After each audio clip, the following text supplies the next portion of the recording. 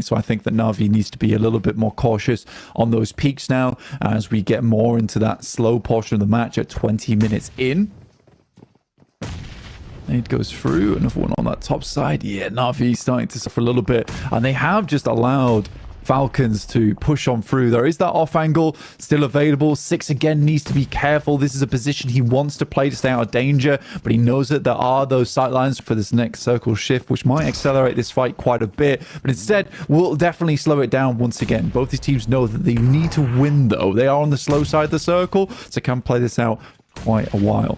Alter Ego will have to move, and not unlikely that they go for a third party on this fight, especially with a knockdown towards the south side. Alter Ego definitely could crash, although it's not in the circle. It might be a little bit of a misstep. Six, however, up on the balcony, doesn't care about those sightlines to his back. They hear the fighting, but a jump out wide, and in comes the Falcons force. Are they finally going to be able to find their feet into Group Red and have that big bombastic performance with only two players? For Six there, I feel bad for him. Again, that's just some of the nerfs going through his DBS, where he tags him on the side there. That's a nice nade from Isaac. Na'Vi fall short on that game. I really do think they could have pushed that a lot further. 7 elims though is not bad, but that's all they'll be grabbing off the back of this one as Falcons do take them out.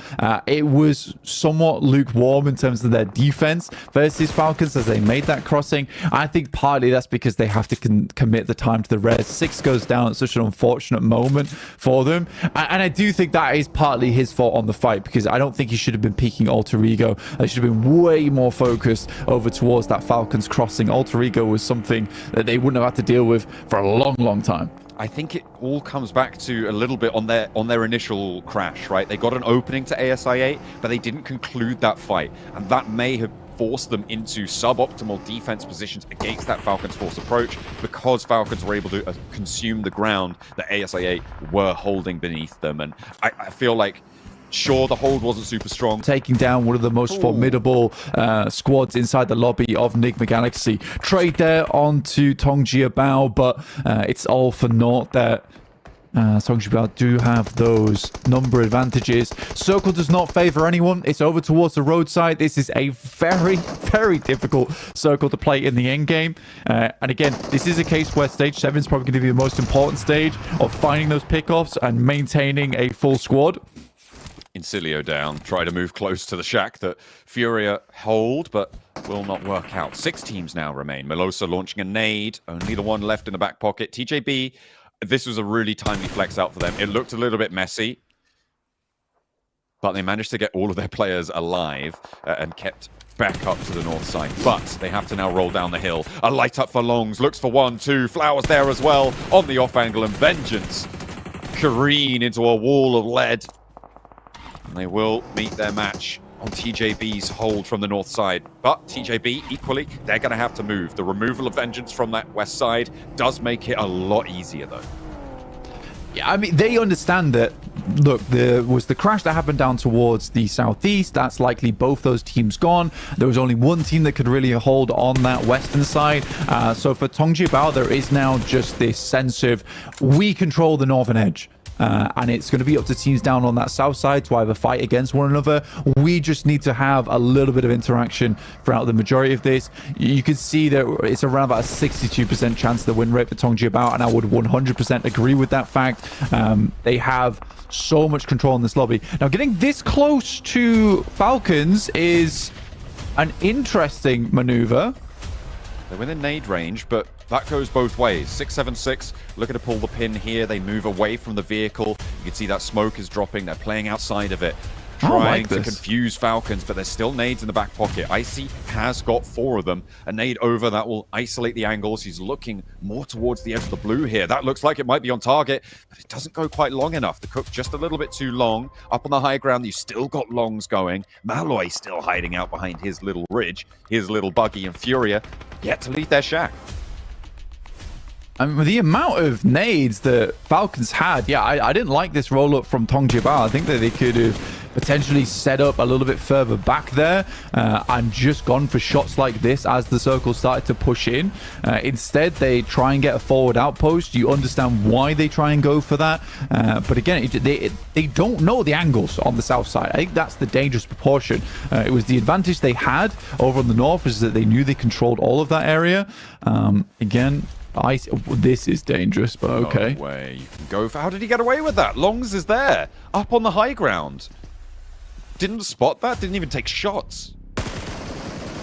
He is smoked off right now as he's making his way in. If they lose Longs, it's very bad news for them. Ooh, a little bit of a mishandling here as Furia try and leave. Actually, East picking up one of those knocks. I think that was...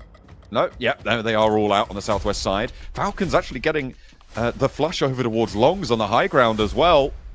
And they're picking up the points now. TJB starting to suffer. They still have the numbers advantage, and they still have an overwhelming odd of victory. They have the middle of the circle, and they know where the Falcons force are to leave. Malloy's been quiet for a long time now, though, Blank. And maybe there's a surprise.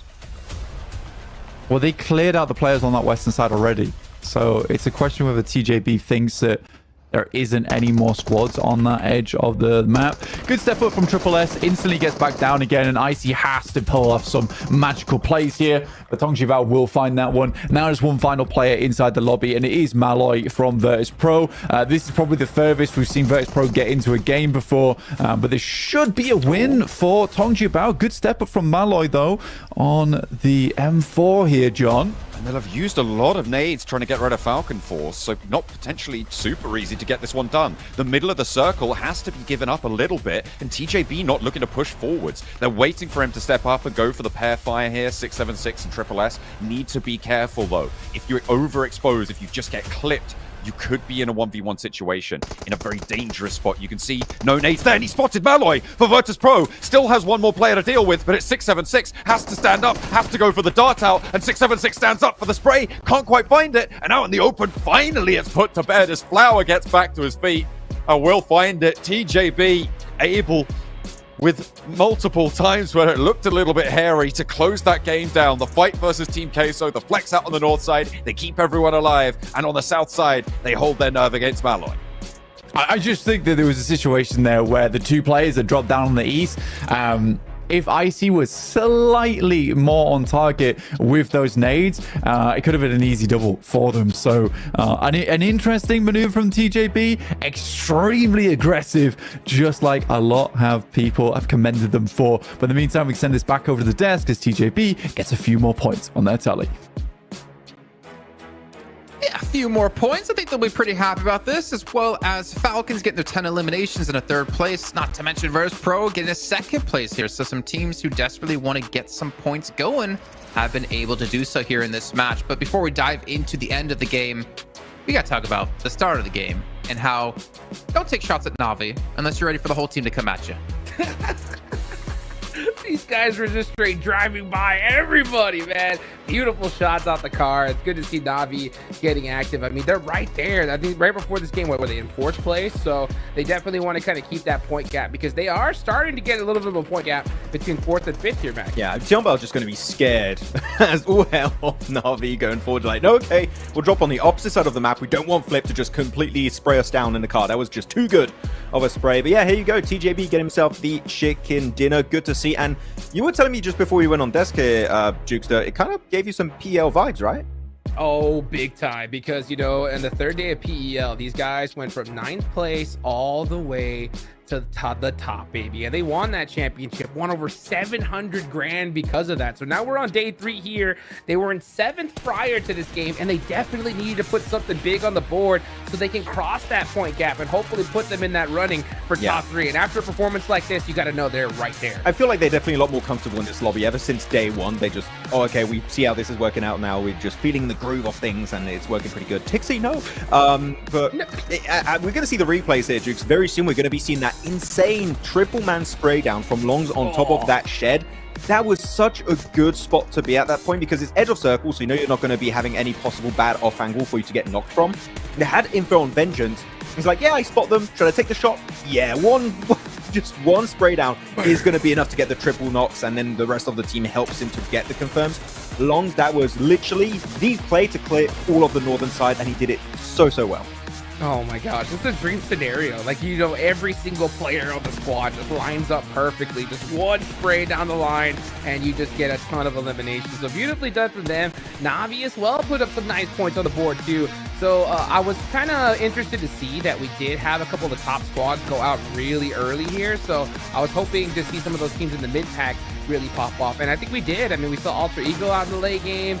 I mean, just a great, solid start to today, at least in my opinion. Yeah. And I kind of got sandwiched between Navi and Falcons over towards Fairy Pier, that compound we were seeing before previously. A little bit of a shame they didn't have all 4 players left alive, or maybe they can continue what they did on Sandhawk. But for me, it's also nice to see Falcons be able to frag out. And I feel like, you know, Max, as you talked about towards the top of the show today, of we haven't seen these like amazing games out of them, and obviously not winning the match here, I feel like 10 elims for me is a good sign of like, okay, maybe the old Falcons is not gone just yet. Maybe they need a little bit more time to cook here, and we're going to see them continue to pop off. Just let them more time to Young Tesh out. Yeah, that's cool. And that's all they're going to need. Young Tesh. I said, yeah, I said it wrong. I need 7 to help me on saying that. But no, it was a good engage overall. I think there were definitely some weaknesses in how Na'Vi were holding down their position, but then they just full sent it. That 3 players able to just overwhelm the solo players of Na'Vi really efficiently. So yeah, 10 elim on the board. Really happy with the side of Falcons this time around. Again, I want to see more, because the first 2 days they sure got himself a chicken dinner, but outside of those wins, there wasn't really too much happening for them. So this is not a win, so I'm a little bit happy to see that they can at least get some good performances when the chicken dinner is not coming their way. So, man, still, TJB, we saw that spray of longs. I just want to talk about that spray so much here, Hodgins, because it was really the big impactful spray initially. Though, Team Kessa, we need to talk about them, right? 10 eliminations playing the southern side of Quarry. That was on point, Jukes. Oh, beautiful. I mean, who else can you really just shine the spotlight on other than Kolgo, dude? This guy is really been putting this team on his back. He's just been standing out above the rest, and we saw him with those beautiful laydown spray downs. I saw whenever he had that MG3 in his hands, Max was just screaming at the top of his lungs, MG3, yes, come on, baby. But man, I mean, it's good to see Team Kessel start off strong today. They really needed it. I mean, 10 eliminations, these guys should be stoked, and hopefully we can see them repeat that at least a couple times if they want to make that run for top 3. Well, I'll tell you, if anyone holds the MG3, I'm supporting that team. Okay, that's how it typically goes a lot of the time. Virtus Pro, I also want to highlight them a little bit this game, because they did have a good entry point north of Primorsk. They had a really good high ground. It's good for scouting. I do think they take a bit of unnecessary fight versus Incilio, and unfortunately get eliminated in the process. I think you maybe send it to the beach side or to Furia's location, which, as we saw, they got really fine that game. That would have been a good option here, but Virtus Pro, I still really feel like they are struggling to pick fights that really help them a lot in these matches. So that's something they can hopefully try and improve on. Yeah, you know what rhymes with Virtus Pro? I don't know. That's a good point. That's how I feel. Yeah. That's how I feel, to be honest, because like I don't know what's going on with this team. I mean, we know the potential they have on the roster. I mean, Max, man, you've had a picture of Tixie on your wall since the beginning of time. It's beautiful, dude, you know. So hopefully, you know, that picture can stay up there here as time goes on. It's just the Wolverine meme of him laying in bed holding the picture of Tixie. Yes. What we can see here overall is Na'Vi have been able to move up here again. The tiebreaker will be Chicken Dinners first, which they currently hold over I8, as you see TJB moving up to 5th place as well. Vengeance, I do want to quickly touch on, just because we've been kind of critical of this team of playing very passive, like Senate Center, and just kind of wait. In this last match, they did pick up 7 eliminations and 3 placement points. So I at least want to, you know, point that out to all of our viewers, because it is showing a little bit of an adaptation and play out of them, and you got to give them credit where it's deserved. Whereas Getza Roy have been able to fall, well, not been able, they unfortunately have fallen from, I think it was 5th down to 8th now in our leaderboards. Oh, that hurts. But yeah, I'm happy you're bringing up actually Vengeance here, Jason, because they are seeming to take fights instead of just, oh, we want to avoid fights as much as possible. We want to reach the late game. No, they saw the fight in Cilio versus Pro happening. Once it wraps up, they get involved in the fight, and they're able to sweep the Western teams really quickly. So Vengeance, I think, have a big change of mindset since yesterday's win on the last match on Miramar, and it's going to help them just hold on to a spot in the survival stage at minimum. So yeah, Vengeance, big change of mindset. I love to see that. Oof. Yeah, I like to see how quickly they moved. I mean, because they landed right by farm, and they just hauled it kind of straight towards Quarry. The zone hard shifted south, and they just worked it from there. So it's good to see from Vengeance for sure. This is rough. 24 points between 15th and 14th place. Ugh. I'm looking at from 8th to 3rd. I see last, and it's like 26 points. Not good, not good. So yeah, I mean, I'm almost starting to get to that point where I'm counting out Fury and IHC. If they don't get a win today, or if they don't start putting up, 5 to 10 eliminations per match, I feel unfortunately we're not going to see the representative from last year who won PMGC be back at the grand finals yet again this year, like we saw S2G do previously. So really unfortunate for them. Again, Furia, I would rate them higher than IHC from what I've seen in this year. And I don't know what's going on within their squad either. I know you touched on it a little bit, Hot Jukes, but they are just not being able to hit their stride in this event. And I don't know what it is. Maybe we can ask Seven to go talk to them, because we haven't really heard much from Furia and see like what is going on within the team, because they are just not playing like the team we know they can be. I mean, even kind of similar to Alter Ego as well, as they're kind of hovering around that 12th, 11th position quite consistently. Yeah, I mean, at this point, you're going to definitely have to start thinking about things differently, right, Max? Because, I mean, let's be real. If you're Furia and you're IHC, the possibility for top 3 is still there. It would require you winning like almost every single game for the rest of the day-to-day to be kind of in that running. But it's like, what do you do, Max, right? What would you do, actually? Because you have the decision, right? All right, do we go for that top 3 run still? Or do we just say, hey, it's way too late, let's just try to sneak into the survival stage? So survival stage is going to be the focus here, 100%. But the clock is ticking, right? And at this point in time, I would say Furia and IHC, just like what IHC said during the interview with Seven, right? Oh, we're going to start playing more aggressive today. I've not seen that, but that is the play you need to do. You need to start like just balling out on these games, getting 5 eliminations minimum in these games. If you see a team and it's a good position to fight, just send it. Don't try and play overly passive. We saw IHC on the Sanhok too, right, Jukes? Just not being willing to go for that big rotation and hoping that the circle's not going to be too mean to them. But the circle does not care about your feelings. The circle is going to be as mean as it possibly can be. So if you're Fury IHC, I would say just send it center if you can and just get elims. Like literally just hold down your position like it's an absolute 4 and hopefully it'll work out. But as of right now, I still really think it's too late, Hodrix. I do have to say, like Jason, I might just count them out. Yeah, it's unfortunate, but again, they still have a couple of matches to potentially change our minds here as we're about to head into our 3rd match of the day. But I am hearing we are going to have Seven Worlds Gaming with their little bit of a report on the stage about Tiamba. So let's go ahead and check in with the man of the moment. Welcome back to a quick report with the 7WG. I just wanted to talk about Tiamba because I know the desk was talking about them early at the beginning of the day. I got a chance to talk to their team manager and I was asking him what has been the biggest struggle that you guys have had so far in PMGC 2024. And he told me that it was actually the prep. They don't feel like they were able to prep enough for some of these teams because the research for some of those teams was a lot harder. Hopefully though, after 2 days played, they'll be able to just go back to the VAR review and adjust because they're currently in 10th place. It's not looking good for them. Back to you guys.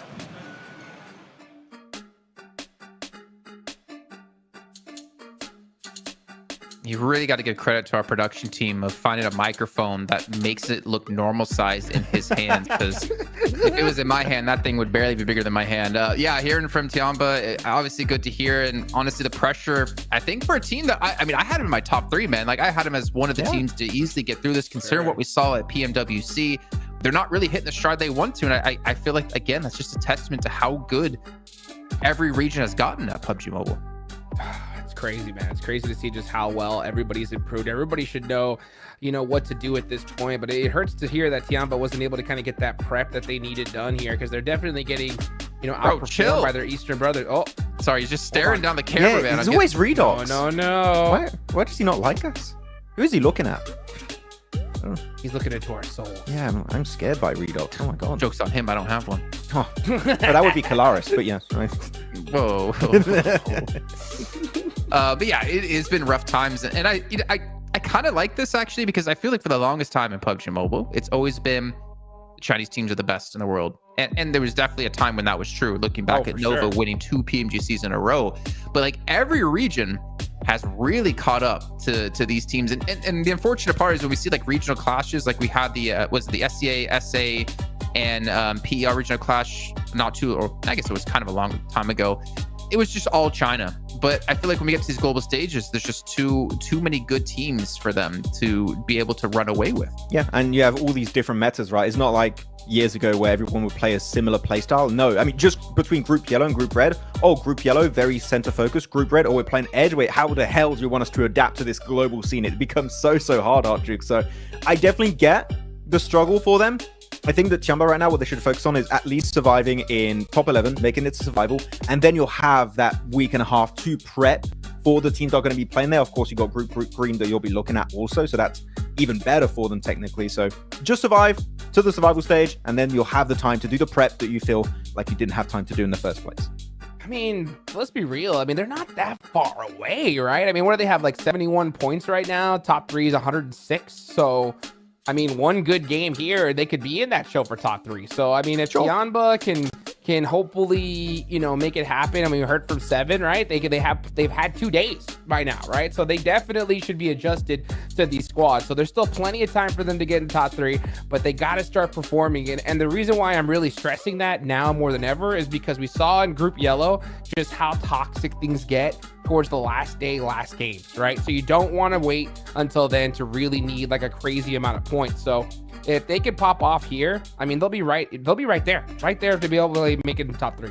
I mean, as you're talking about, right, you don't want to wait to that last day to have to pop off. You don't want to be forced to be extra aggressive when it doesn't necessarily suit how the game can go here. But as you did mention, there's 71 points, 10th place. It's what, 35 points between them and top 3? Like, it's really not that hard to go from where they currently are into PMGC Grand Finals.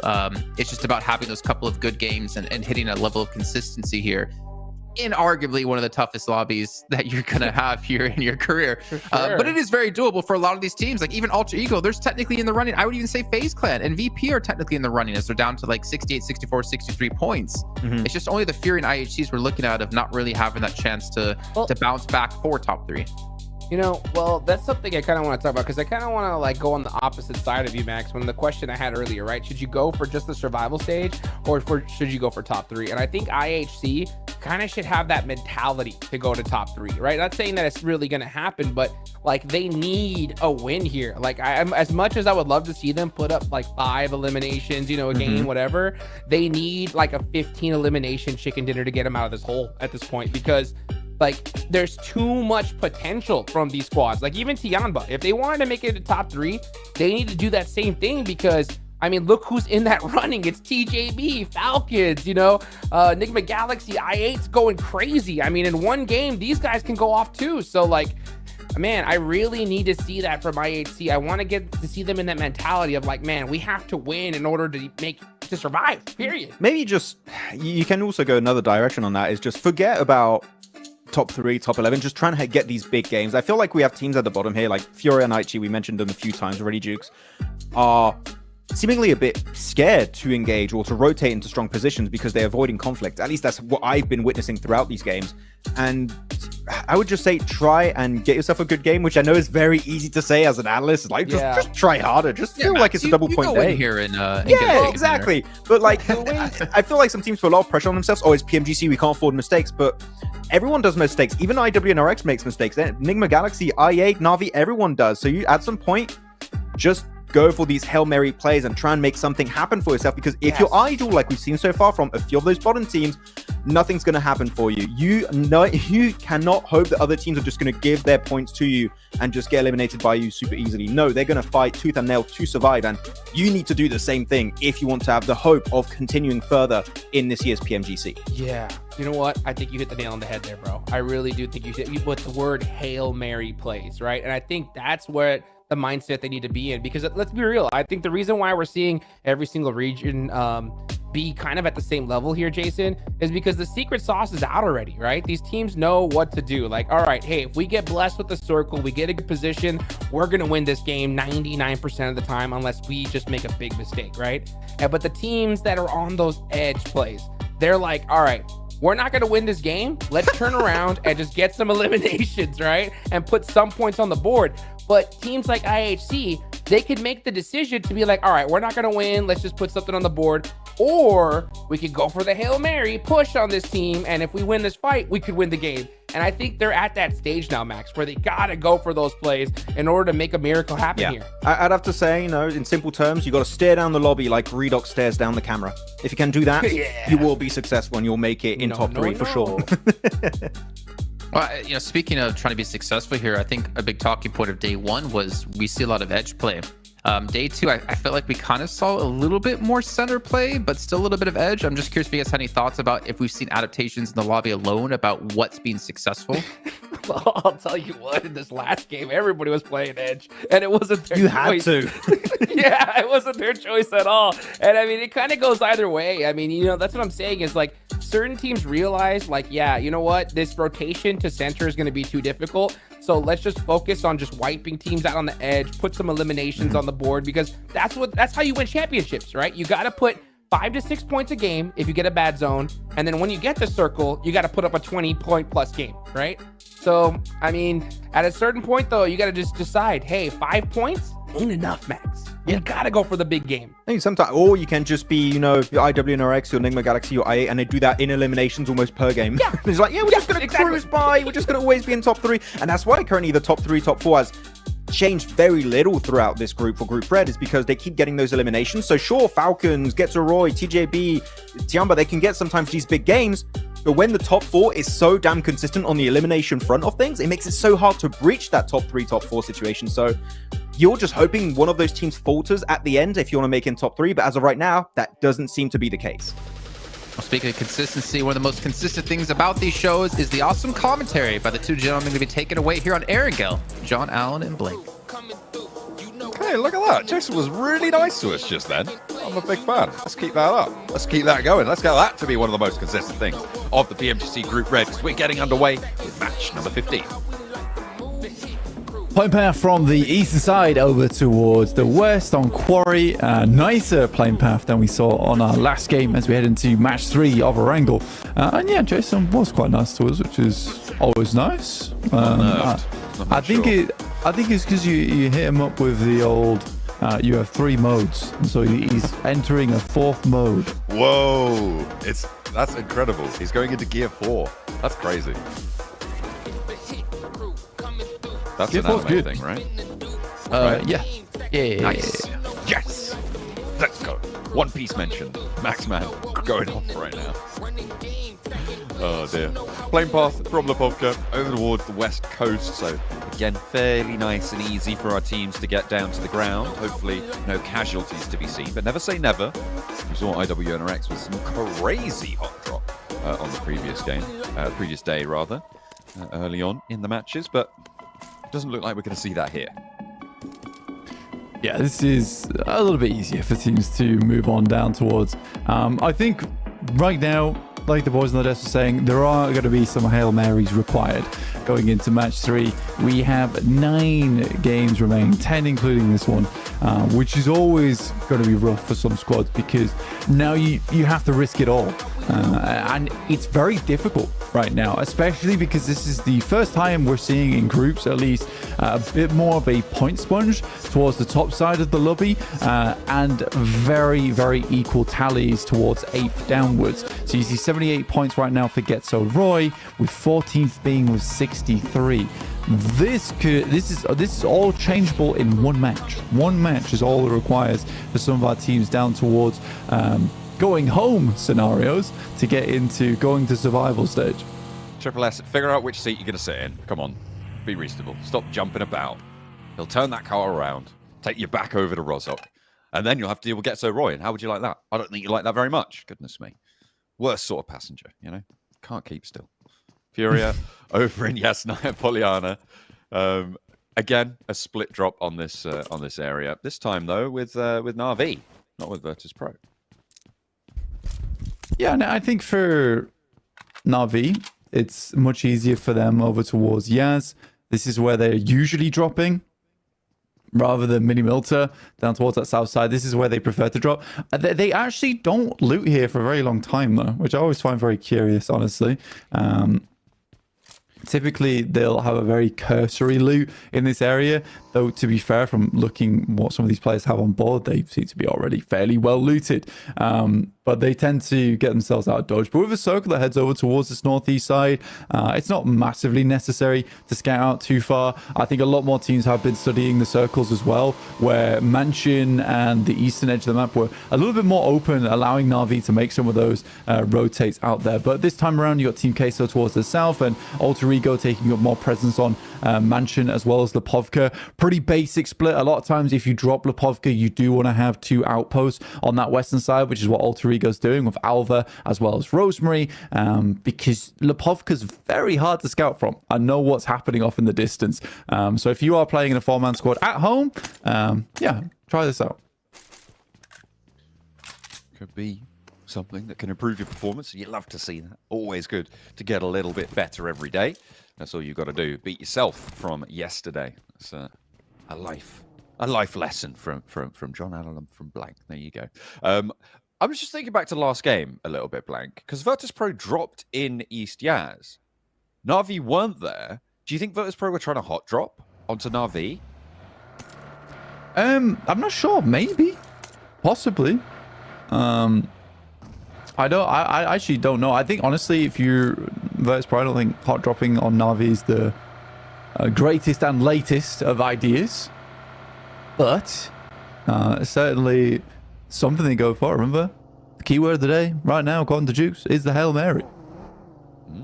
Yeah, we've got to try and go for some wild out-of-the-box plays. I mean, certainly if you're IHC or Furia, it is Hail Mary time, right? You just got to find something. But I think not too many teams or players or watchers as well going to be looking at them and thinking, yeah, they're a threat towards the tables right now, because they are really doing a little bit worse. Well, a lot a bit worse than the rest of these lobbies. I mean, the fact that TJB and Falcon Force as well were able to keep up based on that last game towards the top side with... Sure, they were talking about the consistency of the top of the tables, but a lot of them went down quite early last match.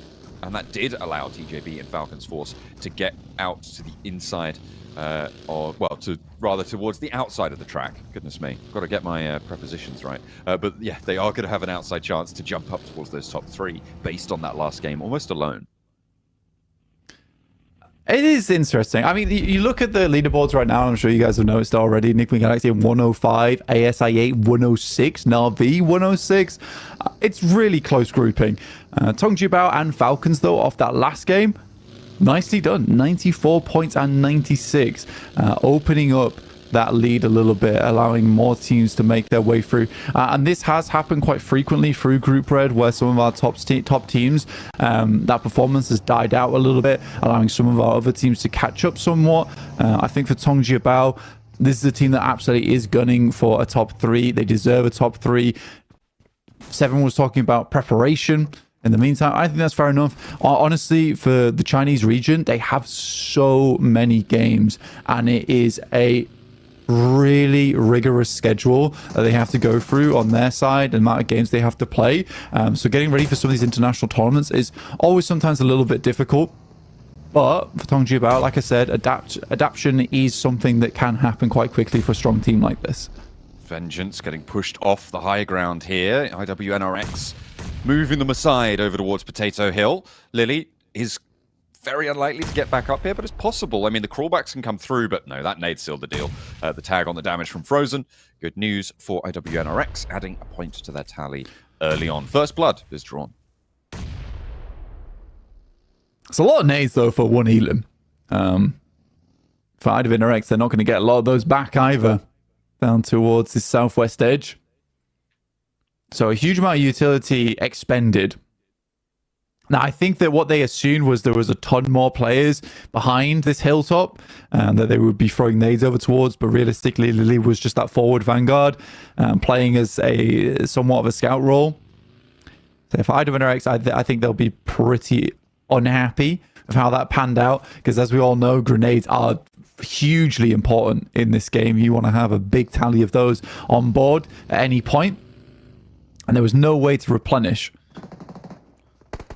The value of grenades, obviously, you can throw them in clear out areas without exposing yourself. The arc on it allows you to stay in cover whilst also doing a lot of damage and getting information fed back your way. Stepping up though, Zedwolf, he don't need no cover. He just goes for the cover of the barrel of his gun, sends it their way, and Vengeance lose a second.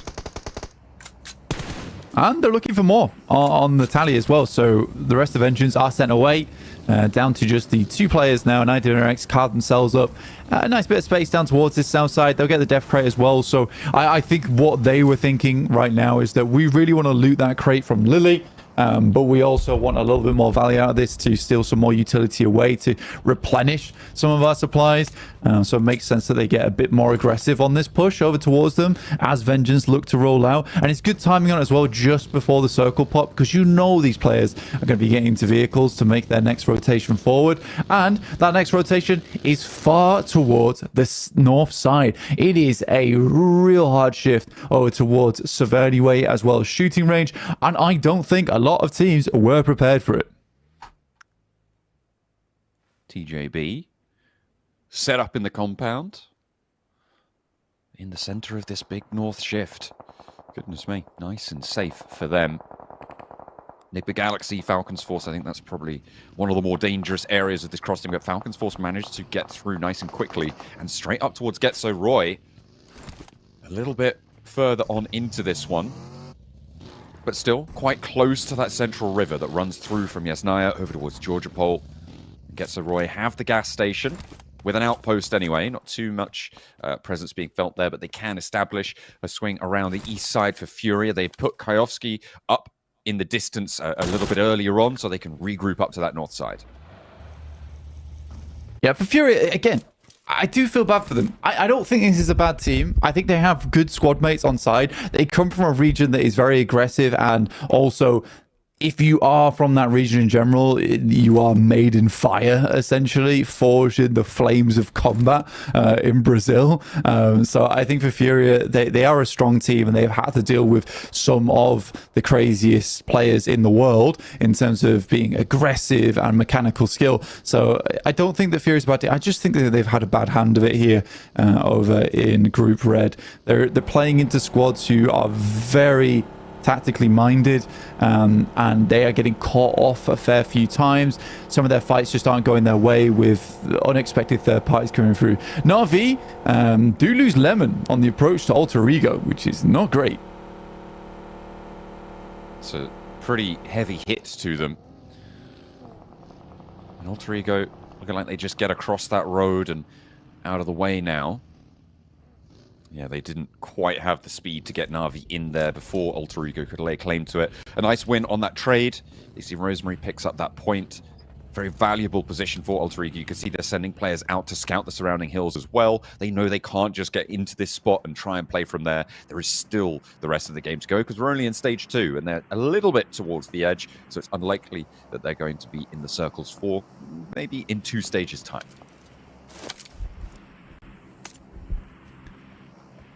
This next circle is going to be an interesting one. Oof, I don't like that one.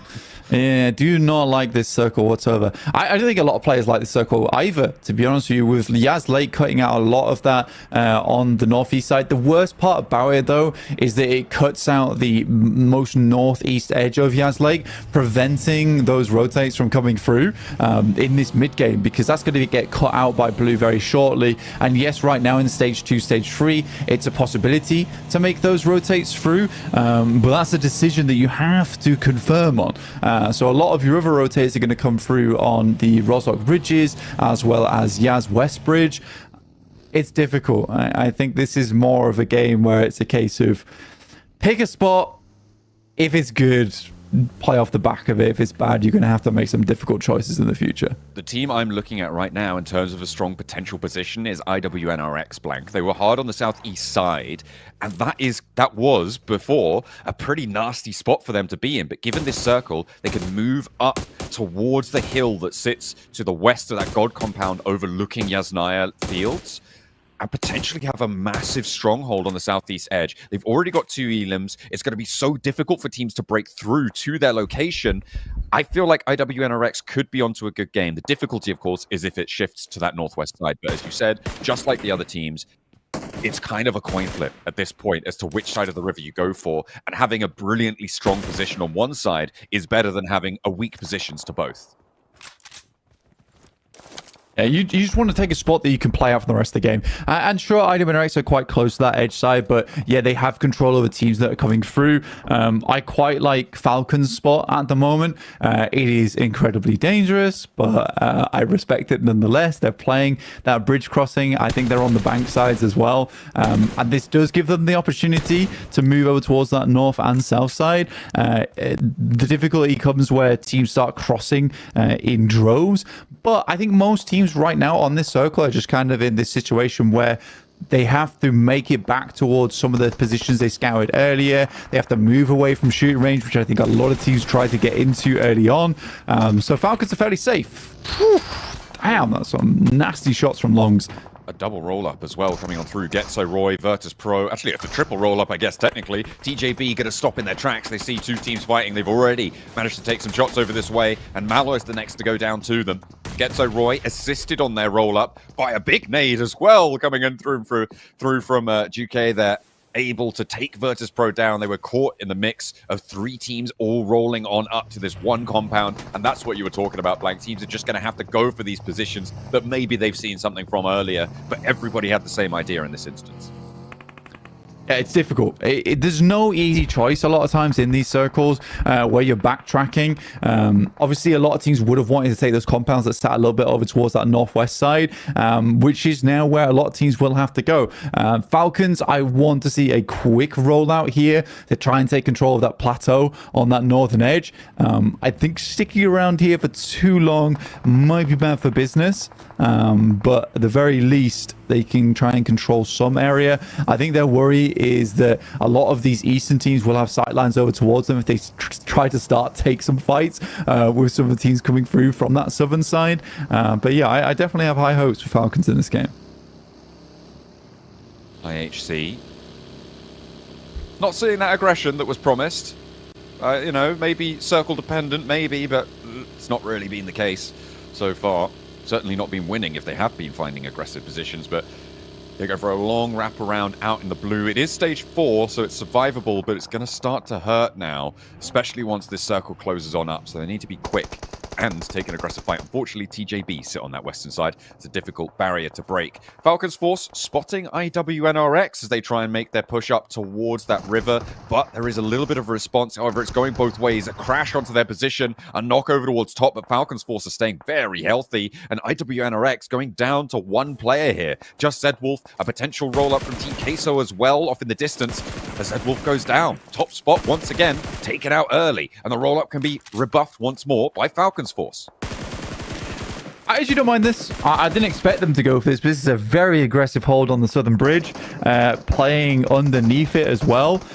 This is typically a position you want to take if you are heading down towards the bank side, but it certainly can be played earlier. They know that, again, a lot of teams are going to struggle to make those rotates on that northeast side. It's going to be a lot of teams coming from Rozhok over towards this bridge. So they can extract a lot of value out of this and then probably get into the late game fairly cleanly, just because there is limited teams on this south side to challenge them on this one. So yeah, actually, I respect the decision from Falcons to go for this play, and already finding one knock on Elim over towards Team Queso puts them at a 3-man. Yeah, a lot of nades been set from Furia. Get away from this gas station, please. I just love the sight of them just all hopping about like some kind of devilish whack-a-mole to display to Tiamba that they've got the nades, they've got the ordnance to rebuff them. It was fairly comical for Furia, but they do maintain position, and that is going to be pretty valuable. Team Queso actually find a shot over towards Falcons on the south side in the meantime. TJB, yeah, they spotted IHC out on that west edge. Ziol trying to make it work for them, but nades from 676, back up from Triple S as well on the angle, goes up with the UMP, but in rolls the UAZ, and immediately Triple S puts it to sleep. Just one player now left standing for IHC. Off in the distance, it's Rogue, and he's all the way down the bottom of the hill. This is one of these situations where you need to have plans going forward on the circles like this, where it gets a little bit tough in the sense that you know some difficult situations are going to come through in the future. We've already seen a fair few teams have those plans being laid out for them. I mean, Na'Vi could switch right back down towards this angle and play up towards Garage. Puncher going down is not ideal. 6 last player remaining. They did get a couple of really good shots over towards Tiamba, but with oversight from Furia there, that push from Na'Vi was always going to be difficult. Circle shift up towards the Getzo Roy compound, the FaZe compound as well. Tong Jiabao right now also really, really happy with this shift. And remember, it's Falcons Force and Tong Jiabao both pushing. Team Queso have managed to get across the river, and it's made the Falcons Force position so much weaker, but Team Queso maybe looking to move away from it instead. See if they can get on past. We'll have to wait and see if Falcons Force are allowed to extract. But for Tong Jiabao, this is their chase game. With Na'Vi down, with IWNRX down, in an isolated position on the west side, if they can get rid of Nigma Galaxy, this is a big opportunity. And then Galaxy regroups. They tried to take a ton of space.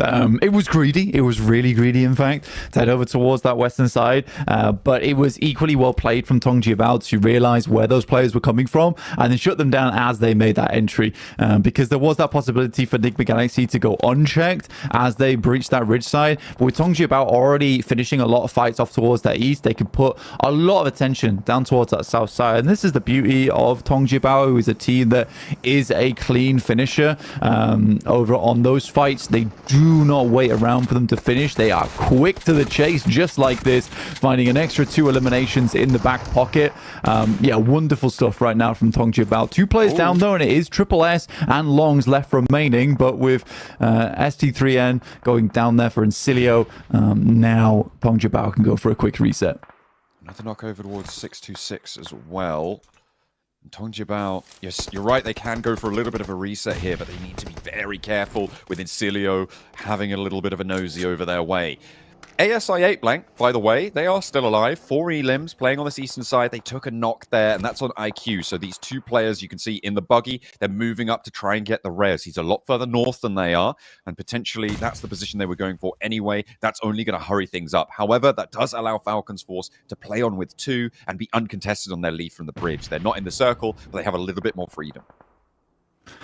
With them going down to 2 quite early on, the fact they've been able to remain up and standing with 6 eliminations is good. They're continuing on that chase, which is very nice. Tiamba comes up against Alter Ego, currently in 12th right now. Team Queso did overtake them into 11th place, so Alter Ego not in the strongest of positions, in the bottom 5, at risk of going home here. Alva off in the distance, and that fight is just not being put up by this squad. It looks like it's going to be another low elim game, low point game in general. But rolling down over Alter Ego. Furia as well, trying to contest this. And again, we're in that stage 5 phase where we're looking at FaZe themselves, right? For that central position, they've been quiet. Now they're going to start to mount an offensive to the rest of the lobby, where you can transition out of just controlling your territory and going away with it. Look, they're already up to 6 eliminations. They were on 1 not 10 seconds ago. A nade over towards Furia as the roll-up over to Tiamba seems to be inevitable here. And that is going to be the last of them going down. Tiamba, they had a good attempt at that first push against Alter Ego, but Furia, too much for them to bear.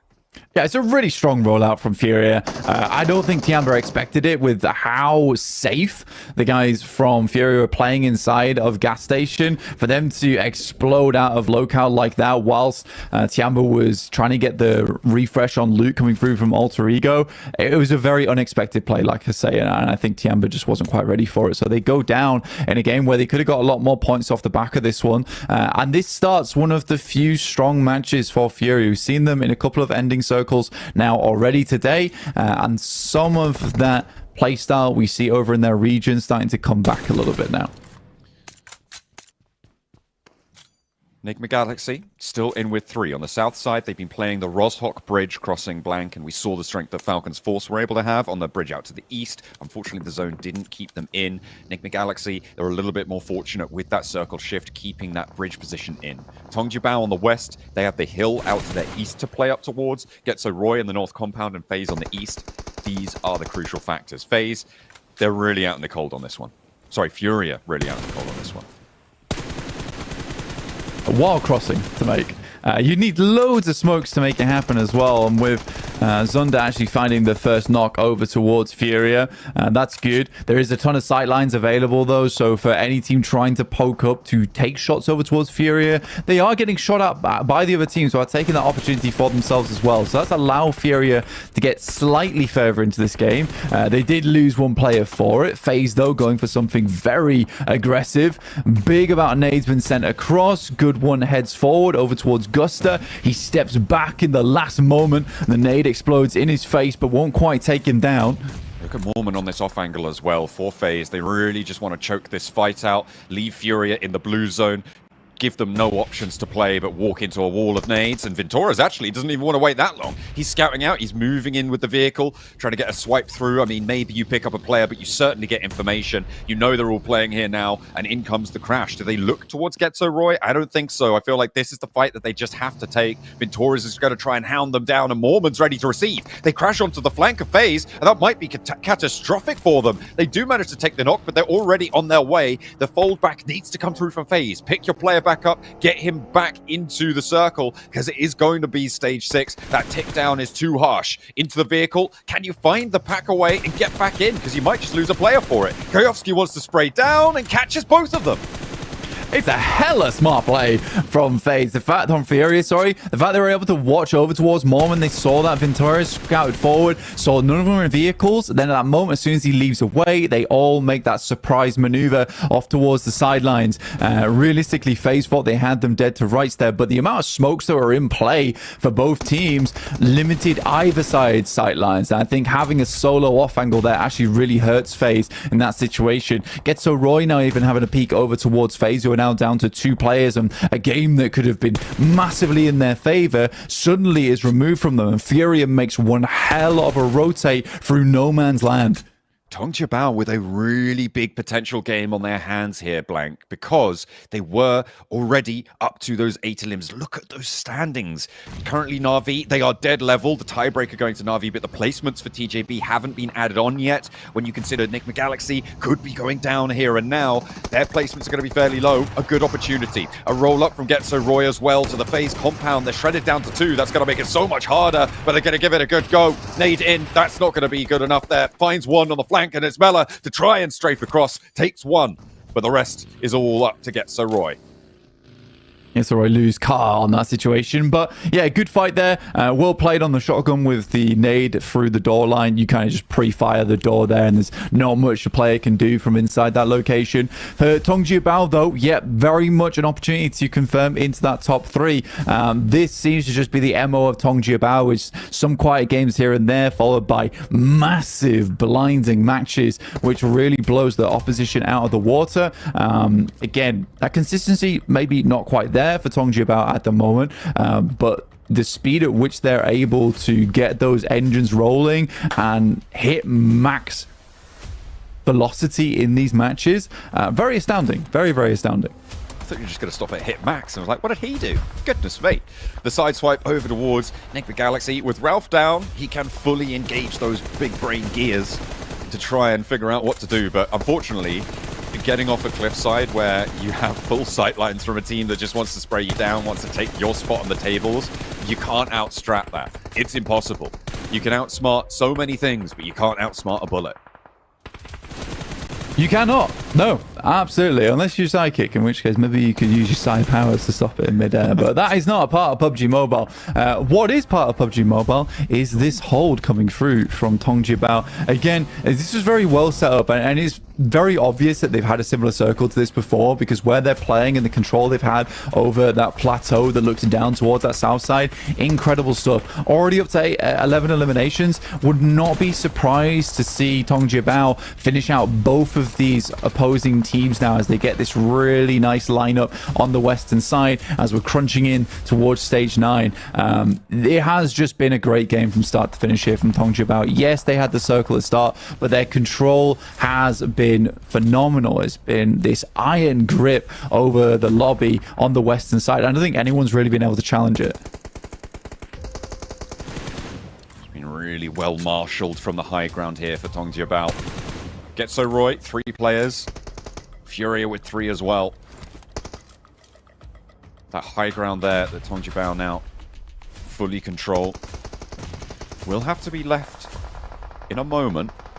So a potential difficult maneuver for them once this circle starts to close. This is stage 8. Once this circle closes to its current white circle situation, it will be straight to the middle. And right now, TJB have got the closest to the middle position. Yeah, I think when you look at TJB, this has sort of been just a masterclass in control on this game. It's been very hard to hold them down. I think they knew the exact angles that teams would be approaching from. They knew the exact fights they needed to take to have more presence on this side of the map. The splits have been pretty damn clean and still having impact towards that end game. It's been very, very nice. And now looking over towards Furia, even been able to pick themselves up a nice little loot crate on the side as well. FAMAS in hand for Flower. Flower. Wow. A bit of low profile, but the nades, certainly not. As Triple S nails it. Back over towards Furia. The spray down with the FAMAS still there, but the nade again from Triple S is there to seal the deal. 12 elims, likely a 13th found as he gets that flush. Getso Roy trying to mount an offensive now to TJB's position. Really the only thing that could go wrong for them here is taking a knock or two. Maybe Kayovsky can do something in this situation because we've seen some pretty great things from him over his career. Can he make this one work? Getso Roy trying to keep them at bay and actually vying for the center on this spot. So TJB are going to have to move a little bit more. I do really appreciate... Kayovsky, go on. Maybe get a triple spray down here. I mean, it is set up so well for him. This could be an easy cleanup. No, there you go. That's one. I think that again, there's so many times where you see these situations where I'm just like, you just got to make the play. Just make the play, make it happen. I'm really enjoying the fact that Flower's got the FAMAS and the MG3 and the Ghillie. That's when you know a team trusts you to marshal a lot of these aggressive pushes. Like, just have it all. Just take it all, bro. You can have it. That's yours. I mean, either that or they just had that many loot drops, right? That they all got at least 2, which is kind of crazy. But TJB definitely putting some faith in him. Let's get so Roy. They get rid of Kayovsky, and now it's a 4 versus 3. TJB definitely with the center, and big nades continue to roll on in. Longs does take some damage, but just a bit far from 676 on that one. To not quite connect. Triple S on the flank, though, lights up the sidelines for Getso Roy. Porsche next to try and leave the driveway, but it's not going to happen. 2 players, 3 players, 1 player more, and it's Getso Roy to fall, and Tongzia Bao with another chicken dinner coming through today. This is how you make a bid for the top 3. Yeah, it's a disgustingly good game. A 26-pointer. I wouldn't be surprised to see them in first place, actually, off the back of this one. With how many points they're able to put up, it might be close, but yeah, that is a ridiculously good game from Tongzia Bao, and a massive bid on day 3 for a top 3 here for Tongzia Bao. Yeah, wonderful performance. And again, this is what I'm talking about, adaptation. They didn't have a lot of time to prepare, but you played 2 days now. You got a good feel of the lobby. A couple of mid games from our top pack of teams, and immediately the Lions pounce. They are ready and hungry for those chicken dinners. 2 in a row. TJB make their ascension. Well, this isn't fair, gentlemen. You might ask, why is that not fair, Jason Kaplan, our host here at PMGC? Well, does this mean that the Chinese casters get to eat more chicken now on air? Oh, it's not fair at all, dude. If you guys haven't noticed, they get to eat some delicious fried chicken every time a Chinese team wins, and we haven't had any chicken. I had fish sticks. What? This is not fair. I want. Oh, dude, I have been staring outside my door the whole time, dude, just waiting for it to arrive. Still hasn't. I'm crying. Oh, you know what has arrived? TJB, man, back-to-back chicken dinners, able to get themselves up their leaderboards and potentially into top 3. More importantly here, and that kind of makes me happy considering I have them as one of the teams in top 3. Flower though, 8 eliminations. Wow. I mean, we know how good of a player Flower can be, and we're starting to see him bloom here in Group Red. In the words of Blank, this was a disgustingly good game from TJB. I'm getting deja vu here, guys. I'm getting deja vu big time because this is the same thing we saw in PEL. These guys came on the last day of the tournament, won 2 back-to-back chicken dinners, and won the whole dang thing. And now it's looking too similar here. So the rest of these squads, I mean, they got to watch their back. Yeah, I mean, you were talking it since day 1. Juke said, oh, yeah, that comeback potential for TGB. I'm like, you know, let's wait a bit. You know, it's kind of early to say that. I'm like, okay. Inko, though. Except for Inko. No, it doesn't work when you talk about teams from your home region, Jason. What out of 2? He got 1 out of 2 in his group. It's fine. It worked out. But Flower, really have to highlight it. I mean, Blank also highlighted it during the game. He had the FAMAS and the MG3. Crazy loadout. Like, what? This guy's just looking to 1v4 multiple teams in a row at that point. He's got a crazy loadout. But more specifically, not down to his loadout, but his position. from his ridge southwest on, I think it was phase 6, phase 7, around like really late into the game. He was the one keeping full tabs on Nigma Galaxy crossing that bridge of Rozok. If he's not there, Nigma Galaxy can push over into the circle, but he was keeping them in check, down in the water, and they could not make any movement whatsoever towards the circle. So Flower, he was really strong to just set up this team for a strong late game potential to make sure they don't get backfield. So Flower, sure, MVP of the game in terms of stats, for sure, but more than that in terms of how much he gave information-wise to his squad and creating so much space in the first place. Absolutely. Well, another team we're gonna have to really talk about here, Hot Jukes. Consider it's one of the two teams that we wanted to see a step up, and we finally got to see it. It's your boys Furia, man. They're able to get themselves in a top 3 position, able to get themselves a decent game. I'd say their best game so far of the group stage.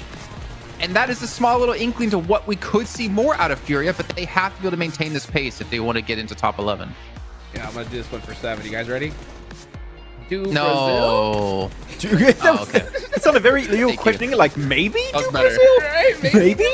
I mean, come on. All right, it's good to see them be able to finally make it happen here. And honestly, let's be real, it's the perfect time, right? I mean, if you're gonna start, kind of making that, run for that survival stage, it really needed to happen right now. And I'm happy to see Furia put 11 points on the board when they so desperately needed to. They were listening to the desk, Jukes. They were like, oh, yeah, they say we have to do Hail Mary plays. How about we do just that? Let's and go for actually, it. Yeah. insane fight versus Chiomba, Northeast. They had a really good engage. Third party of El Trigo versus Chiomba. El Trigo get eliminated. Chiomba are wounded. Let's send it out of our comfort zone, outside of the gas station, and we can just sweep that side. And that allows us then to transition uphill and reach the late game. So they're taking fights a little bit earlier, proactive in these matches. I'm just hoping, Juice, this is not going to be the only time we see them do a game like that. This is a good change of mentality. It needs to keep going until tomorrow. Please keep these games going. Yes. Well, with obviously TJB getting the win, we actually had a lot of teams who weren't even in contention for top 3 get some decent results. We can see Navi here in the bottom of the table, IWNRX here. Virtus Pro, but they weren't really ever contesting top 3, IHC I meant. But the fact is, like, when they have bad games, other teams are like, okay, this is an opportunity for us to catch up. And that's why we're seeing it be so close here between a lot of these teams in top 8 that really anyone could just jump up and become the new team in top 3. And I feel like that's going to mean tomorrow it's going to be ridiculous. We're not going to really know our top 3 until that final match. I can't wait until that final match tomorrow. Oh, me too. I mean, I was getting worried. after game number 1. We saw Navi go crazy, I8, and even Nigma Galaxy, Alter Ego put up points. I mean, so like when you see that happen, I'm like, dang, you know what? This thing could start running out here pretty quickly. But then all of a sudden here in this match, we see the top squads go out early, and then all of a sudden TJB From 5th to 1st in one game. That is how you do it, boys. 4 chicken dinners is madness, by the way. Well, okay. Let me just add a little bit of a negative to the positive. 7 placement points outside of their 4 wins. Who cares, dude? 4 chicken dinners, baby. Let's go. Dude, take it to the bank. No, I mean, for real, though, that's wild. That is honestly crazy. Out of all the matches they've played, only 7 placement points outside of their wins. But you know what? It's going to show, Max, that the power of that, what I like to call that all or nothing play style, right? Going for the major win. And when you don't get it, just put something on the board eliminations wise. And TJB is sticking to that formula. And it's working out for him. Yeah, they do this one more time. They're going to be cruising into the grand finals at this point. I mean, they are looking incredible these last few matches. And it's not just, I think that looking back at the Quarry game, they had Circle gifted to them on the center. But this game, they were playing edge. They were sweeping teams. They were really proactive from start to finish. So this is the game where I'm like, this is a chicken dinner that is so damn impressive. I think they can maintain this kind of results throughout other matches, hopefully. But yeah, on the second page here, their PL counterpart here of Chamba is still struggling a little bit here, fighting Furia. Did not quite go their way, and they're going to be quite a bit away from the top 3, Chamba. So we still need to see a bit of a resurgence from them eventually throughout today. And we're also seeing a continuous battle for this 11th place. Like, it's either FaZe Clan, Team Queso, or Alter Ego just jumping up into that 11th place and then falling in the next match. I mean, while we're having a battle for top 3, I think it's going to be a battle for 11th of like who's going to lock in when it comes to that final match as well. And then Furia, obviously with the 11 points they got, able to get themselves up to 50 points, now 13 behind Virtus Pro, only 24 away from top 11. So realistically, it is very possible to see Furia catch back up into this, right? They still have 9 matches left to go, and I don't want to count them out just yet. IHC, though, you got 3 matches left to show something. Otherwise, I'm going to count you out. Yep. I mean, hey, Furia's coming back, right? They're coming back. They're now within that shot range, which was perfect timing for them. IHC needs to do what Furia just did and more in this game, and at least one more today, I think, if they want to have even a shot at survival stage. Because Max, man, I mean, we're seeing crazy point jumps from pretty much everybody here on the leaderboard. Yeah, I mean, the big jump off TJB with the back-to-back wins, Furia putting himself realistically with this game back in the race somewhat. Of course, they would need a little bit of a follow-up from that, but this, because I think before this, it was what? 20-point difference between 14th and 15th, and now they're 20 points away from like top 11 kinda, so that's another good game realistically, and they can be in top 11 for really the first time this entire group stage for them, so that would be a really big improvement. But Hail Mary plays, we said it right just before that game, we need to see some big fights happen early for Furia. They're starting doing so, and I just hope we're going to see that mentality continue throughout the rest of the league stage. If that's the case, I would be happy to see this Furia make it to survival stage. I think they could do decent there, but again, are we going to see just this one big game be a flash in the pan, or are we going to see a continuation of it? That is the big question for the rest of this group. Yeah, and there's a lot more to discuss. We're not going to do it just yet because we do have to head to a short break. But when we come back, I'm going to bring up the topic of the zone in that last map and how it did play out as well for all these teams. But yeah, we'll head to a short break. We'll get things ready to go for the third half, or the last half.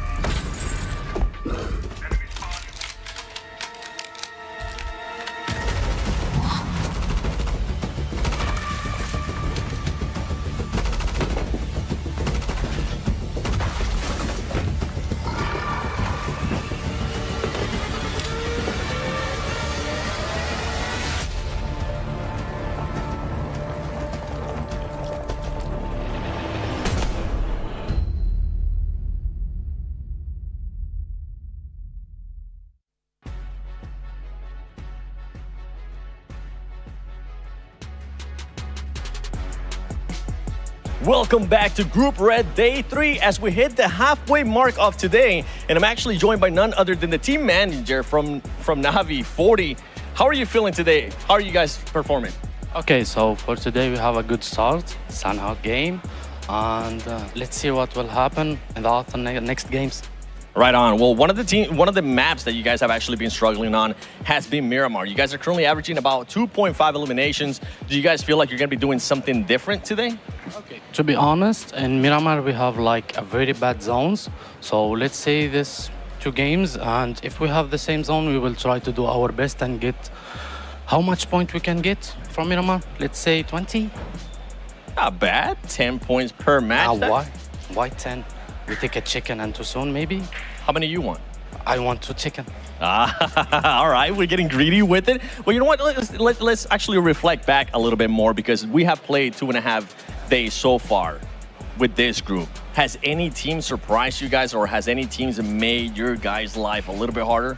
Okay, to be honest, it's I8 the name, I think.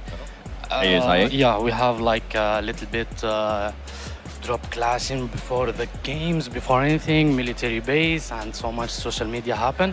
But now we change, but I don't think they do very good, but they are there. top 3, I think, now. So let's see what will happen.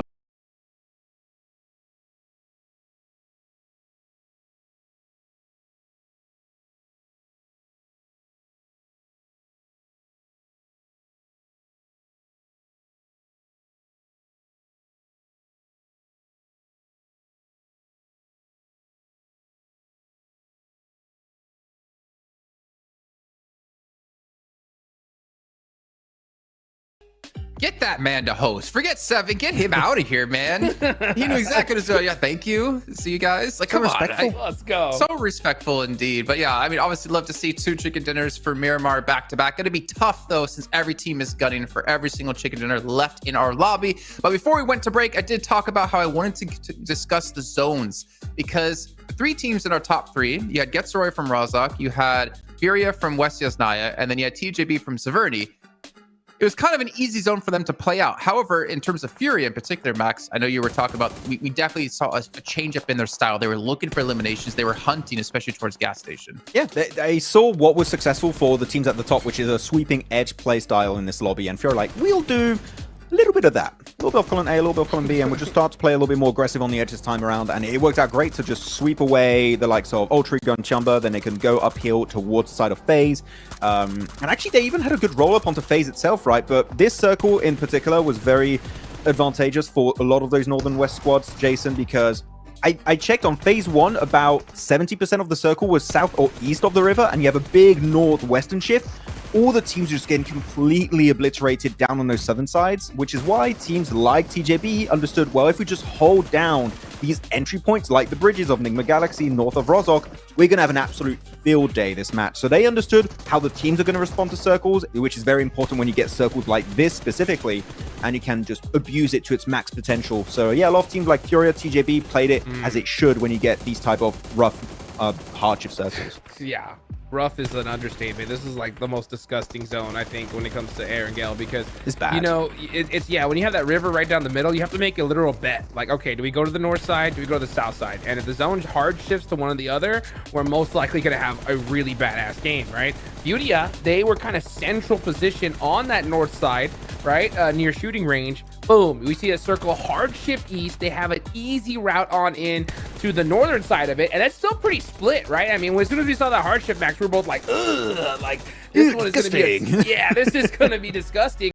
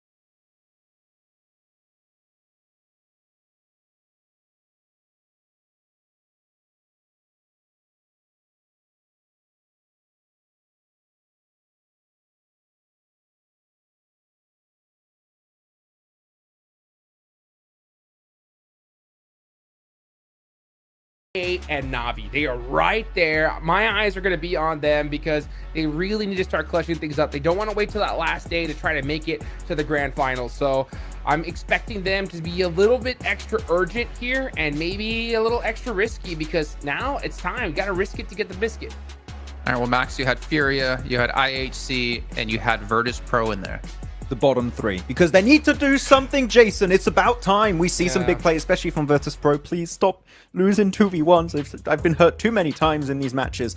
But no, we've said about those bottom squads that we need to see something big at the end of today. Otherwise, they're going to be under so much pressure going into tomorrow. It's going to be really hard to make that comeback into top 11. Furia started something good. They really started something good with that previous game. Are we going to see other squads be like, you know what? We'll do some of that. The same, please, and maybe just start popping off, getting big rotations, playing aggressive, sweeping the edge. That's been so successful this group so far. I'm really hoping we see a big change of pace and that Furia is going to be leading the way to success for these bottom squads. Yeah, and I had IHC and Furia as well. My difference was TJB though, which is kind of obviously weird, right? Looking at the bottom two teams compared to the number one team. Well, for me, it's about TJB. Like, hey, treat this like a double point day. Treat it like PMSL America's mad pop off, continue to pop off and create a lead here. If they can continue playing like they've done in these last two matches, TJB could build up a nice buffer, potentially going into the last day of play where they can afford to have a bad game or two, because consistency was definitely something we saw lacking out of TJB thinking back to our first day of play. So I'm curious, can they kind of maintain this pace? Can they continue to keep playing as well as they have been? And will any team be able to catch up to them if they do create this buffer? You see these stats? Yeah, day one Pretty to day good. three, they just tripled their point Average outputs in terms of elims, and even damage is that they almost tripled their damage too. What? almost 10 eliminations a game so far today.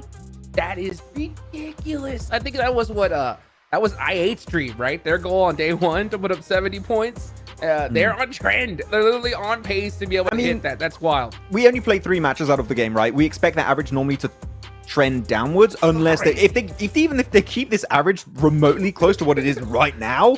That is going to be the most insane day for a team so far this PMGC for 2024. Like that, these stats when you get close to 10 elims a match in a global tournament, Hot Jukes, I mean, you're just cracked. You're just Last good. question for me, Max, to you. Okay, I know you said you don't want to see Virtus Pro lose 2v1s, but what if the other player has an MG3? I will always support the team that has an MG3, okay? That's my rule of thumb. If they have an MG3, I'm like, Tixie, you're cool, but MG3, you know, it's kind of hard choice. I love it. I love it. That's not fair. Your skate can't always be the MG3. What if one of them has an AWM in close range? Go for the quick scope, no scope. Yes. No. Please. Oh my gosh. No. If they have the AWN, I'm automatically their fan. If they have a bolt action in general here at this stage, they have my love and support forever. You know, Hot Jukes, if I could remove one item from PUBG Mobile, you know what it would be? What would it be? Just the MG3. What? Oh. You know, every time I ever see the MG3 come out, Max always does his little sound of it shooting. And you know, I think I've heard that more than enough in my life. Yeah, pretty good at it. No, that's not how I do. Every time I see the MG3, Jason, it's, oh, the MG3, let's go. And that's the whole segment. I say that every time. That's tradition.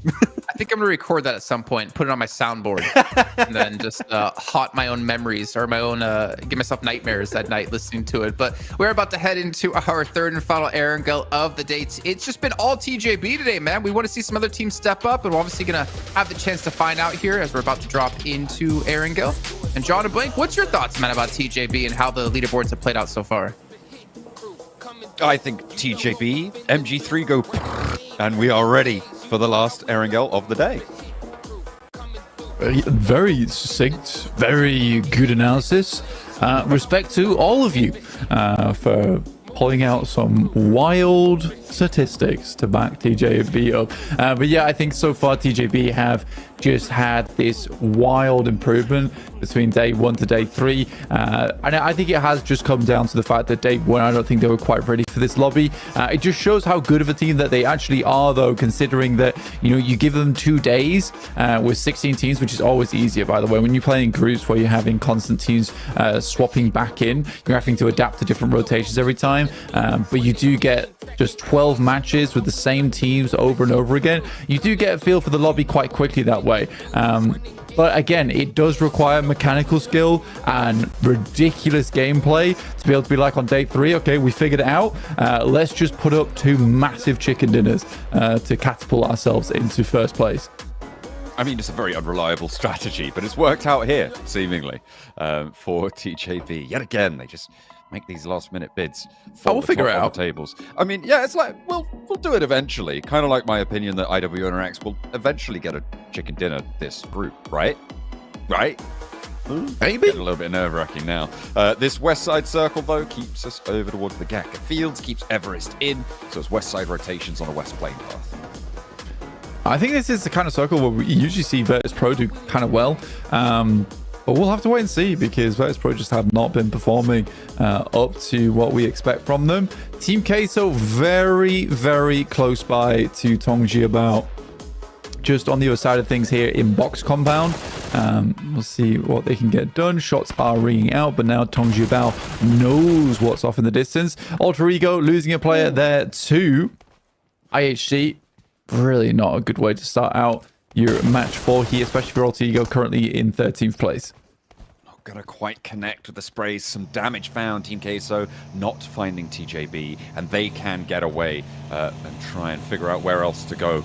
Going out to Taverny, I mean, it's an option potentially, but it's not in the next circle, and you're gonna have to move through that northern side and likely cross down the river. Maybe go... I'm not too sure where TGB go. I mean, Yasnaya's not a terrible option, but they'll have to figure out where they're going to pull up in the meantime. Na'Vi with a little scrap of their own over towards Getso Roy. 2v1 on the inside of this. Back up probably coming fairly soon for both of these two teams. There's actually 2 players for Getso Roy close by, but there comes the backup for Na'Vi. A big nade comes through from Zunda. They can maybe try and chase this down, but Flip's there to play Guardian, and the backup came through as well, so it's still a 2v2 with the down player here. The res could potentially come on in as well. They're wary of these step outs. That off angle is in, and Puncher gets the protection, pushes in behind the wall, the upstairs push from the down player, and Na'Vi can get the res. Yeah, massively important fight here for Na'Vi. They know they want to keep these players up. They were so close to staying in that top 3. Forget So Roy, on the other hand, still hounding them. 0 eliminations found for Na'Vi so far. Nade up towards that top side. Good amount of damage from Flip, though, will find Zunda. That's through the window, I think, as well. So that's a nice shot. Backup comes through from Getso Roy, and Lemon's down. 3 players all around him. I don't think Puncher can hold this one off now. The healing not quite there for Na'Vi, and these early game fights, damage sticks, Blank. Like glue. Flip, not too sure about that drop down, but there's the second. Pit 6 peeks in through the window, and in goes Puncher as well. They look to try and take control of the ground floor and the top floor of this house. But through the windowsill, it's still a big challenge. 2 players already down for Na'Vi. It's so unfortunate. As they try and push towards the top of the tables, the sirens are blaring outside of my window, and maybe Na'Vi need them. It's just one more knock here, one more elimination to be found, and that will be a full squad wipe there for Na'Vi, getting 4 points on the board. It's not ideal, but it'll keep them in this game for a little bit longer. Playing as 2 is never fun, especially from minute 4. But yeah, I think if they can get a couple more elims or just even a couple more placement points, Na'Vi's not going to be too unhappy with that one. They just need to maintain this level playing field for themselves, get towards that 115 points realistically for themselves. So in the future, life can be somewhat easy for themselves to grab another top 3, because it is still very close towards that top side of the lobby. Certainly is. It's close.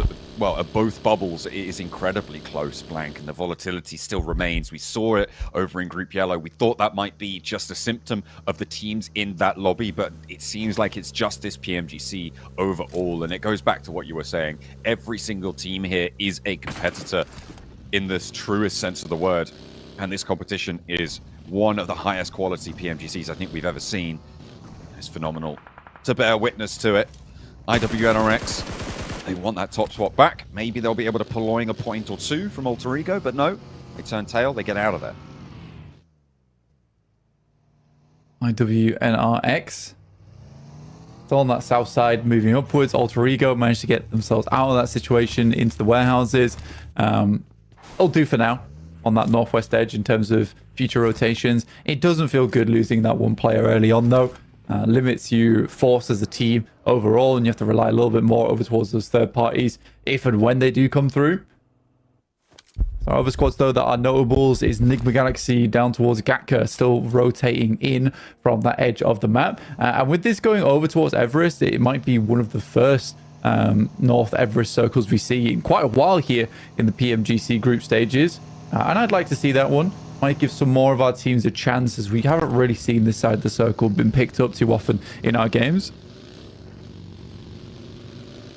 Vengeance on the road. Trying to maintain stability in the middle of the pack right now. 8th place. And I feel like survival stage is a really good goal for this team. Definitely had their wobbles, but managing to find, I think they got the chicken dinner yesterday on Miramar. They can maintain the lead on that pack towards the lower end of the tables. They'll be happy.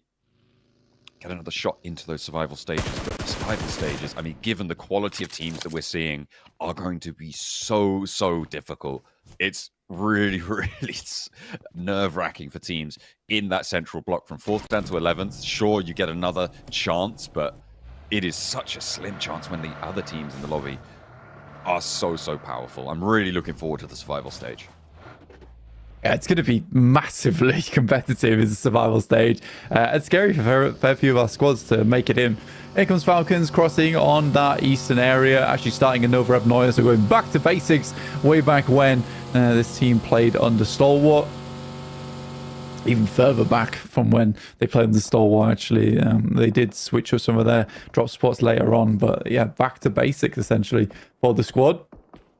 But a bit of a long rotate for them. I don't think they're too unhappy about it. Tongjibao, one of the few teams that plays on this north side alongside with Furia in North George. So a pretty simple rotate for them down from shooting range. And they can play on this edge of the map. They had a bit of a scary start there in Box Compound versus Team Queso. But yeah, they were right to immediately get away. They knew that there was a spot available for them in Severny, which always is open. They could have just looted up more freely. ASI-8 on the north side of Quarry. Moving out to the west point of it.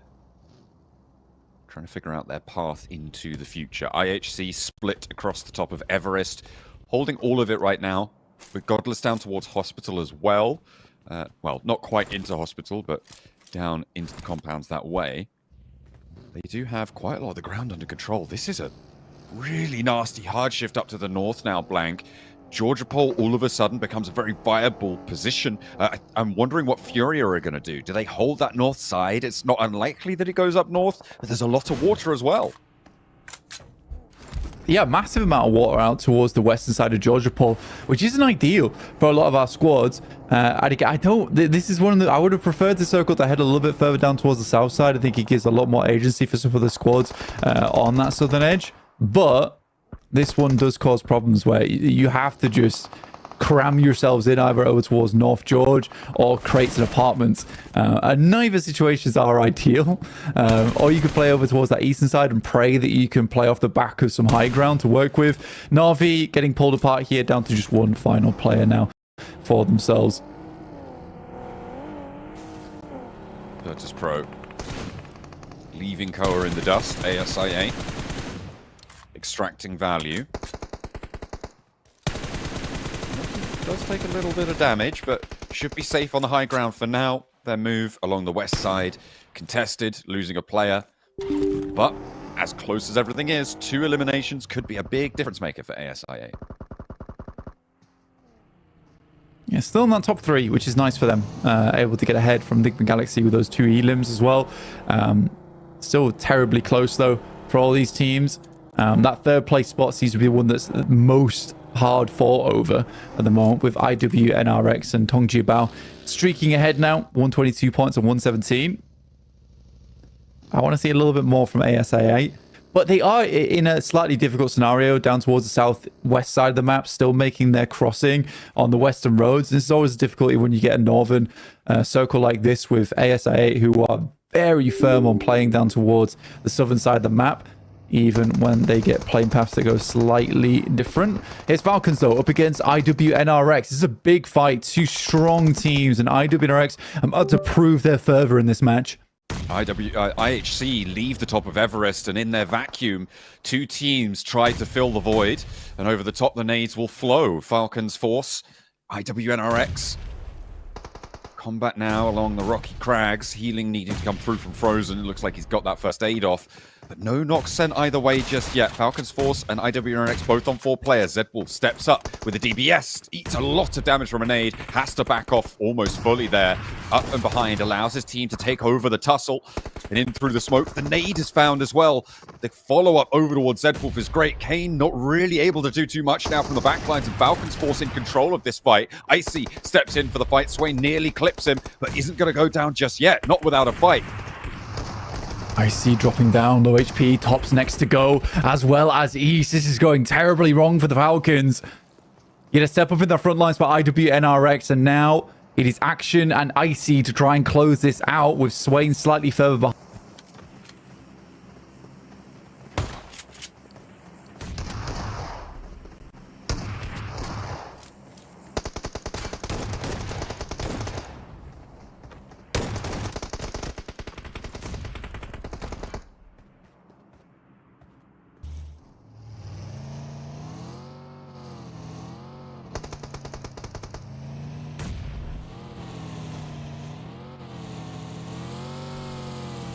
Points there.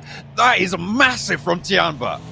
It's depressing for IWNRX, actually. I mean, at the very least, they could have potentially got the 4. I think that still would have been a likely full reset for the boys on Falcons. But again, for Falcons, that's even worse for them. They knew that they would have had a great game off the back of that one. And Tiamba being able to come in from the eastern side and get a huge nade like that off, which instantly ends the fight, by the way. Yeah, man, that's unfortunate. But Tiamba also really needs this. They need this to stay in the running. If they can get up towards a 90-point game, not 90-point game here, but 90 points on the leaderboard after this game, they will feel much, much safer going into the final 2 maps on Miramar.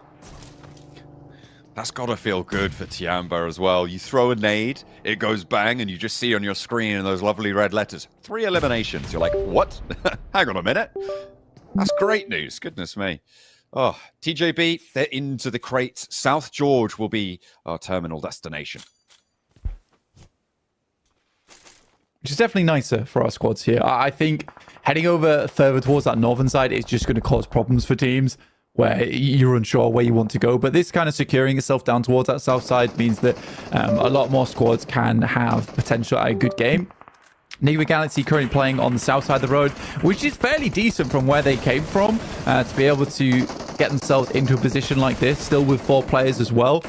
This might be time for Nigma Galaxy to step up once more, as they're already finding some good shots over towards Vengeance and actually pick up a lot of these eliminations coming through. It's been a little bit quiet from our tabletoppers over the last few matches, so it's about time we had a stand-up from one of them. Nigma Galaxy looking to be the ones to do so here. Should be able to get the res. You'd hope so. A little bit isolated. Push down south from Incilio. They're crashing onto Vengeance. They've got 2 knocks. They know it's a weakened team. They can get out of the crates. This is a great opportunity to give themselves rotational ability into the later game, but only if they can get past the final hurdle, because that's already 2 knocks. Another one potentially in the wings and upstairs. Finally, Incilio wrest it back into control. They're 3 players and they can get the res. Good stuff for them over on the season side. I mean, you definitely wanted to take advantage of what was going on for Vengeance there. It was a good timing to get in.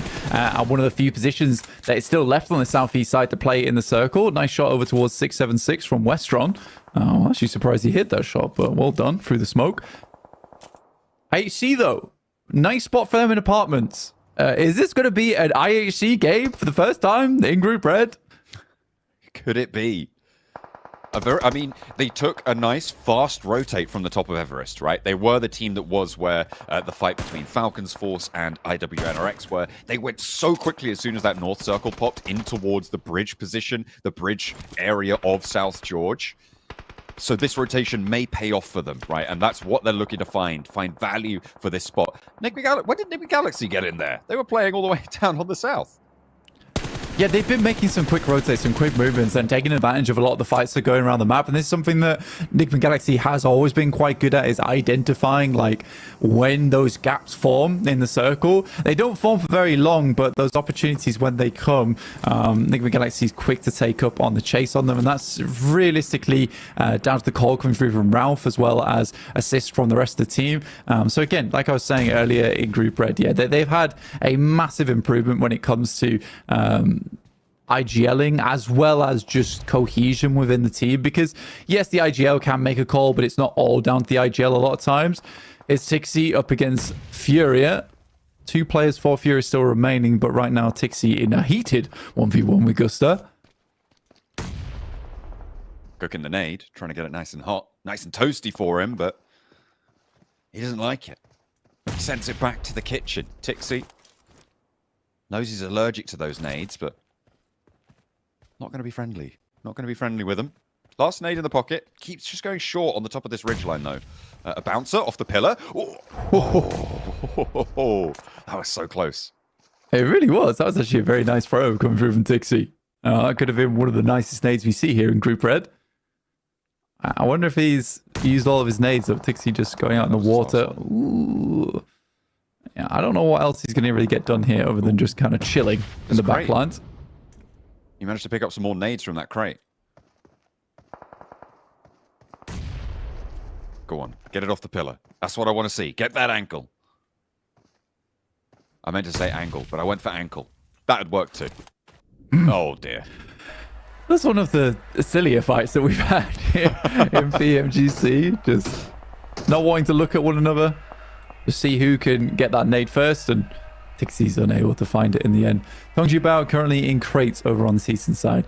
Their only competition at the moment is FaZe, but pretty solid location for Tongji Bao to be. And well played to them as well for the fact that they've been able to maintain a lot of vehicles here by tucking them away inside the crates. One is smoking, but quite a few of them that are fairly healthy. It's one of the difficulties of this location that there's not a huge amount of spots to actually place vehicles in a position where they won't have tires shot out. Currently FaZe playing in that little dip you can see that's behind those lifting cranes, but they're going to have to leave and move around, probably through TJB at this point. Potentially could go for a swim over towards the bridge. That might not be the worst idea in the world for FaZe. I mean, you know you're going to have to fight through. Unless you can get players ahead of TJB, it might not be the worst idea in the world, but it will be met with solo snakes. And if Vintoris can get value here, they can push through on land, but yeah, he's been spotted, and that's what I was talking about. There's just so much danger from across the way. I feel like a swim could be in FaZe's future. I don't think that they're finding the success they want here. I mean, TJB is just packed in towards those crates with some crazy sightlines all over the place. Noise goes down. I think Mella's already made the decision to send out towards that western side and try and play the cliff face. It's the smart decision they could go for here, especially when they're right on the bubble at the moment. FaZe currently 74 points, 1 point ahead of Team Queso on 74, at risk of dropping into the bottom 5. It hurts to see these elim proportions, man. 20 elims, 43% contribution coming through from Mella. Needs to get picked up by a team, dude. Oh, wow. A big shade to FaZe. They're not a team, according to Blank. Goodness me. But you're right. I feel like he definitely has been a massive, massive factor in this roster. The numbers bear it out. And he has a bright future ahead of him. I'm hoping to see a lot more from him. Yeah, me too. I'm not, no shade to FaZe, honestly. I just think that the current team he's on, he is just outshining a lot of the other players on that squad. I don't know. Maybe the rest of the squad just needs a little bit more time. I know that the other players are good. I know Mormon's a strong player. Onzen's been around for quite some time as well. It is just Mella who's doing the lion's share of the work, though.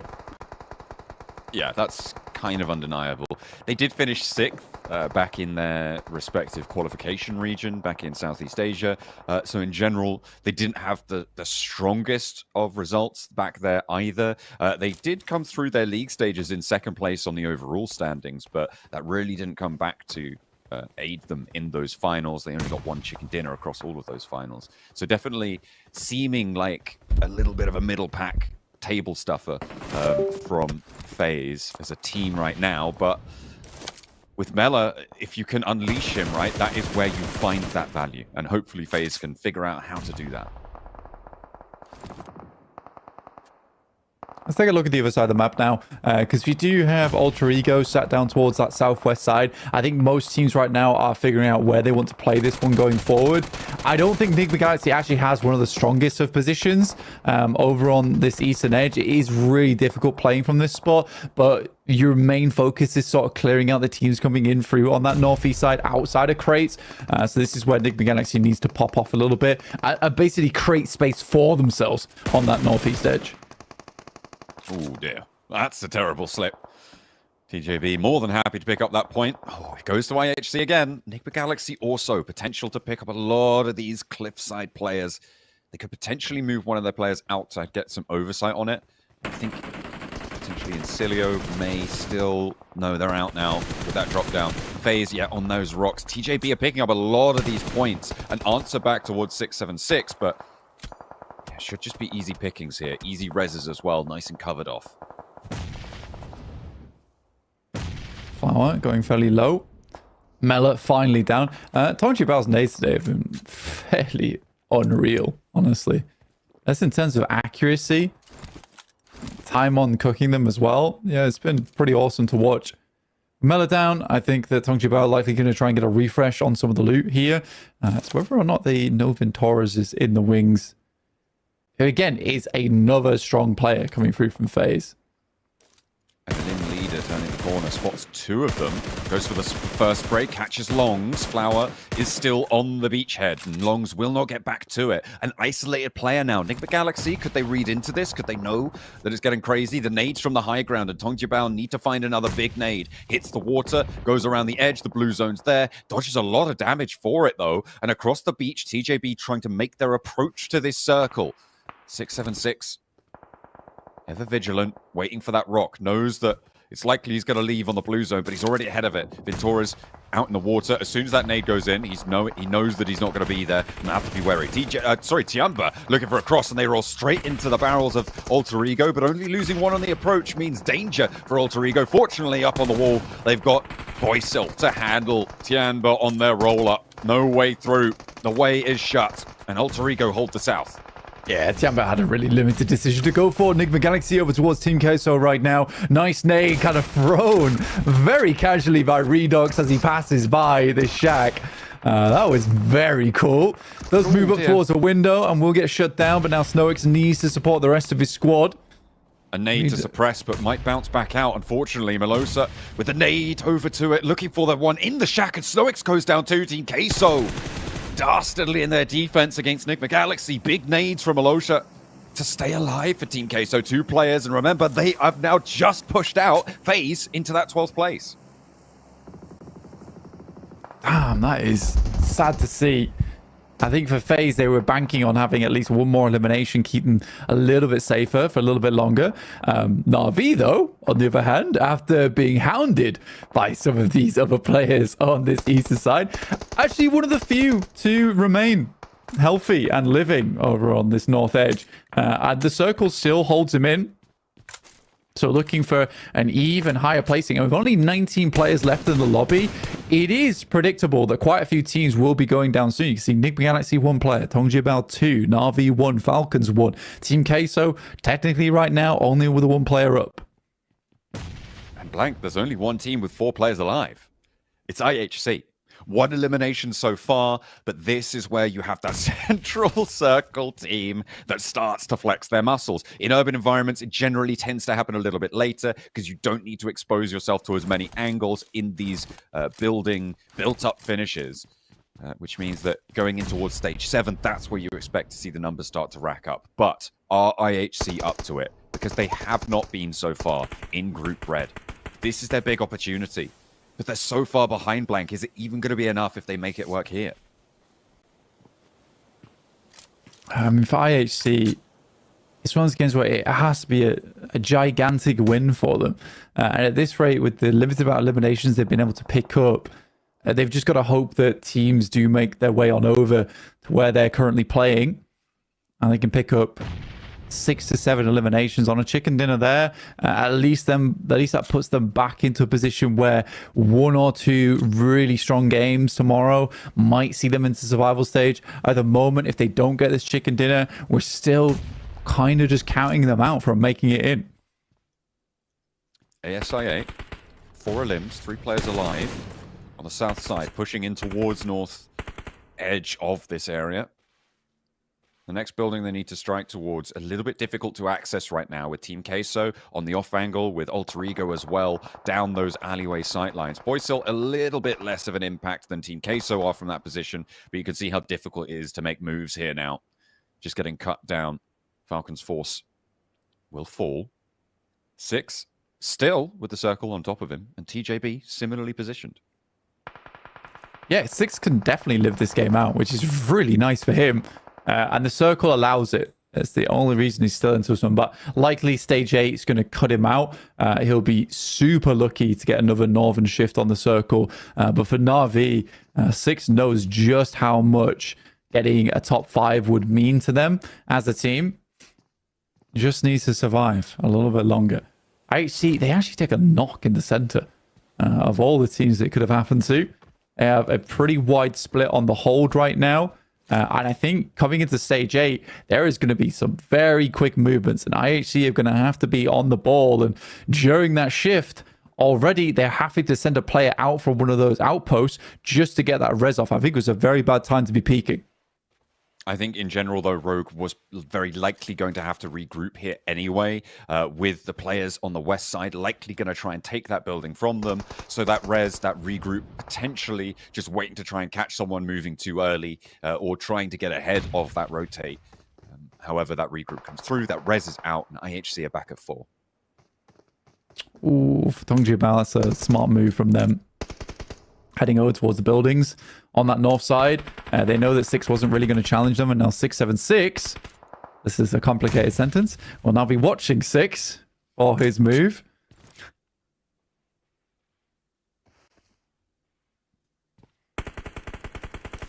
He's on that cliff face. They've been prepared for it for a while. The crossfire from TJB as he tries to step up, and it's Triple S to take 6 down. Papi Quattro, 14 Queso. The last player on their side to stay alive, out in the blue zone, and it's going to take him away. Will last no longer. IHC still is 4 in a 2-2 split. His 2-2s go out really relatively quickly against one another. So that's Na'Vi as well as Team Queso out. ASA still running, still making it happen over on this south side. Again, a team that had a long way to go. They are very good at finding these openings. Similar to Enigma Galaxy, though, they really fell apart on their push over towards Team Queso. Felt a little bit messy, honestly. And now Ralph is in a tricky scenario. Waiting to pre-fire that door. The smoke is there to cover him off visually. Ralph actually trying to go for another angle. A shot over towards the north side, but it is just going to be the play zone to take Enigma Galaxy out of the mix. ASI 8 now can push on up towards the top 3 with this game. The only team really to be able to do so. In fact, definitely the only team to be able to do so off the back of their performance here. With the placements that they have yet to earn, I think they will jump up over Enigma Galaxy, even on those Elim points. And they are still alive. Not so true for the teams ahead of them. Is IWNRX even safe from this one? Because they went down with very few points. IHC, though, the big story here. Against TJB, tournament leaders, 7 elims, but only 2 players to play with. Xiol has to hold face. They're on this 2-2 split blank, so it is essentially a protracted 2-2. And I think this is the right choice, right? Just regroup, play the middle. Yeah, it's still unreal that Tongjibao is still in this game with 7 eliminations as well in stage 9.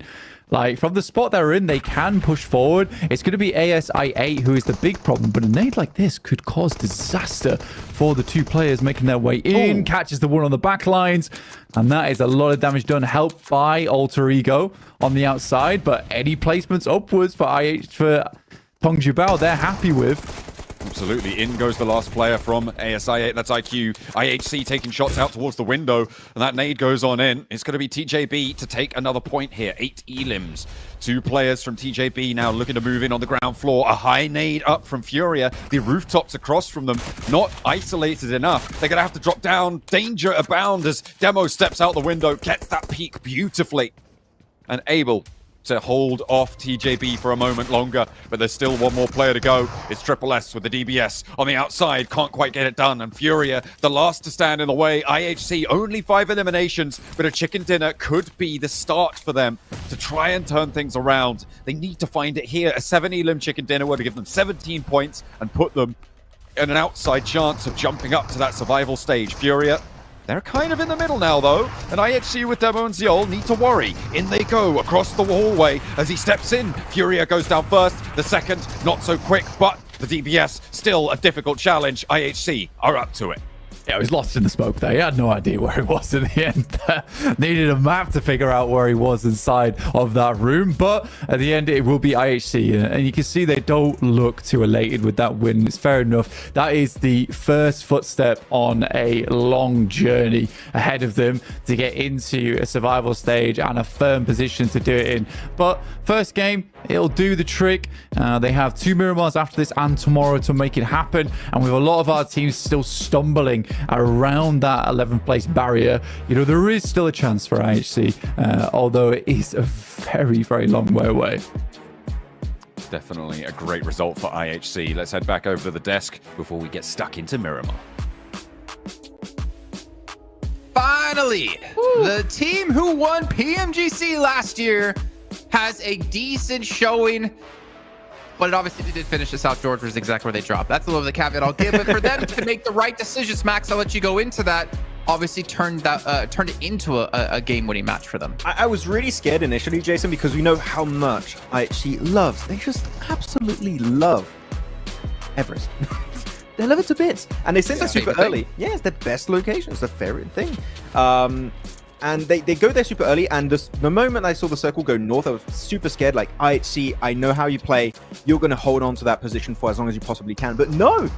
For once, Jason, they left Everest early, went in a position they pre-scouted because that's where they drop. They drop in Southern George Pole. And they took the best building in Southern George Pole in the residential area, which are going to be these apartment buildings because it has extra verticality, which makes it a little bit easier to scout and shut down teams that are rotating in your vicinity. Macro-wise, this was so clean from IHG, but my question is, where were they until this point? That was good. Man, I mean, this was it was so good to see IHC and Furia like right there at the end fighting each other in a game where they really needed it. I mean, we got 2 Miramars left for today, and they still got a lot of work to do. I mean, you saw IHC, they got the chicken dinner, and you didn't see a pop-off celebration, right? Because they know, like, all right, yeah, it's about time, you know? And that's a terrible feeling to have in their situation. I'm glad they got this win, regardless of whether you want to make the conversation about they were left circle or whatever, right? They just needed it. They needed something to go their way. It finally did. But is this just a start, right? Or is it just a one-time thing, right? You look at Fury right there, the great previous game, they followed it up with a second place here on this game. So they definitely have built a bit of momentum. We're just hoping to see the same thing out of IHC now. That's going to be the big expectation, hopefully. Yeah, and actually, it kind of was easy for them to get to the late stage because you look at their damage ratio, how much damage they took.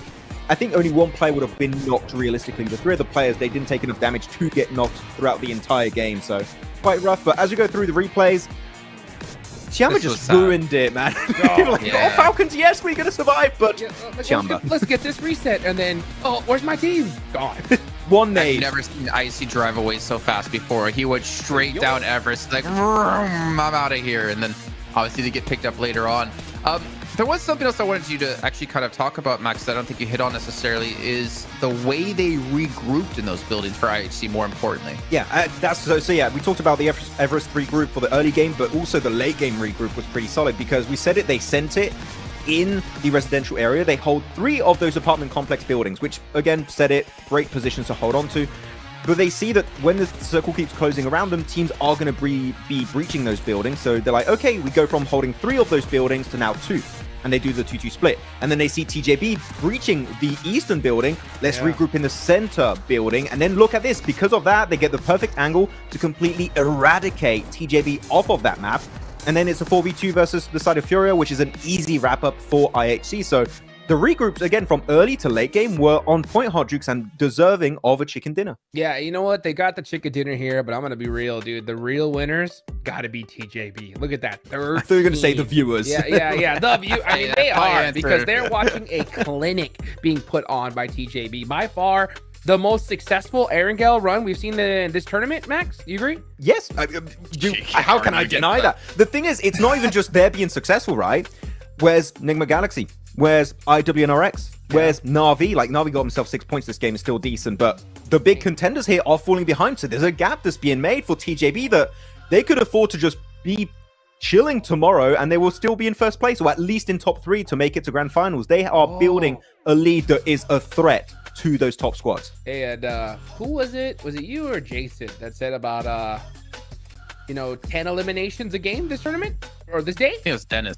Oh, that's who it was. That's who it was. Classic Dennis. Back at it again, dude. This is crazy. They're on trend to surpass 10 eliminations a game today. 2 more games left to go. They're almost there. It's going to be tough, but they've definitely shown that all you really need sometimes is just that one day, or maybe even just that one win for them today, since they were able to get a back-to-back on the day. But also, I want to touch on just really quickly, able to get themselves, I believe it was 8 points. Now, this is the team that's been constantly battling for that top 11, and when we get there, it's going to be interesting to see where they're going to finish off. But I think that might have been able to propel them back into top 11. But I worry for those teams so much, because every time you have a bad game, you just know you're probably going to be falling out of top 11 or getting so close to. And when you go into the final set of matches tomorrow, I think, honestly, I'm going to tell you right now, I think it's going to come down to the very final match to determine who our top 3 is and who our top 11 are. I gotta agree. It's gonna be an absolute showdown tomorrow. I mean, this is getting too close, especially with IHC and Furia pulling it out right here at the end, Max. I mean, it's gonna be an absolute bloodbath tomorrow. I mean, this is gonna get so close. The only thing is that TJB, if they win these next 2 matches, first place is locked down. That's gonna be for sure, because these guys are just absolute wrecking balls right now. Yeah, it's so close. It's a tiebreaker too between Nigma Galaxy and IWRX. Tiebreakers are going to be a thing, Jason, until the end. We know it last year, and it might happen again here. Yeah, it might not have been Group Yellow this year, but it definitely could be Group Red with the way it's going. I mean, TJB almost 20 points in first place. I8 able to rejoin the top 3 as IWNRX, the team to fall out of top 3, which is quite surprising. And to be honest, you even have Falcons kind of knocking on that door as well. They're only 13 points behind, so we could see even Falcons jump into top 3 here just in 1 match, let alone 2 matches to come up. Yeah, they're going to be able to jump up. Just to take it back to IWNRX, is like, we were saying, oh, it would be so cool they're in top 3 without a single chicken dinner. But what if tiebreaker? Yeah. That's realistically, that is a prospect we have to keep in mind, that they currently have no chicken dinners. They could be maybe losing a spot to grand finals because they don't have those super valuable chicken dinners for those tiebreakers. So kind of scary, but here we go. Bottom of the rankings. Hot Jukes has been the talk of the town for these last 2 matches now. Man. Furia, IHC, they're still at the bottom, but they can technically reach a way better spot at the end of today if they do well on Miramar. So they're not too far behind now. They can make something happen. Yes, they can. And I said it. They needed to finish out the rest of the games today with really solid matches if they want to be in that rundown. They do not want a 20-point gap going into tomorrow, because there's too many teams that need those points. And after these performances today, Jason, like, this is ridiculous. Like, is it confirmed that Group Red is in fact the group of death? No. We don't need Vlad kind of become. Told you so. He might come in here and be the analyst. He might be the 3rd analyst. Who knows at that rate? But I mean, it really is like a bloodbath in this group, staying true to Group Red. And for IHC, what blows my mind is they have 10 placement points in 15 matches. Now, I guess maybe it shouldn't blow my mind considering how they won PMGC last year, and it was all about the eliminations, but just to see like 10 placement points out of 15 matches is kind of insane. I mean, they don't even have the eliminations that made them stand out last year. They got 36. They're almost the last team when it comes to fragging power, just barely above Furia. So they said they were going to play aggressive today. Even this win, Hodgix, when you look at it, it wasn't an aggressive game. It was just purely based around macro, which that is the complete opposite of what I expect from an IHT squad, right? Yeah, I don't know what IHT has been doing lately. I mean, every single game I see them rotating like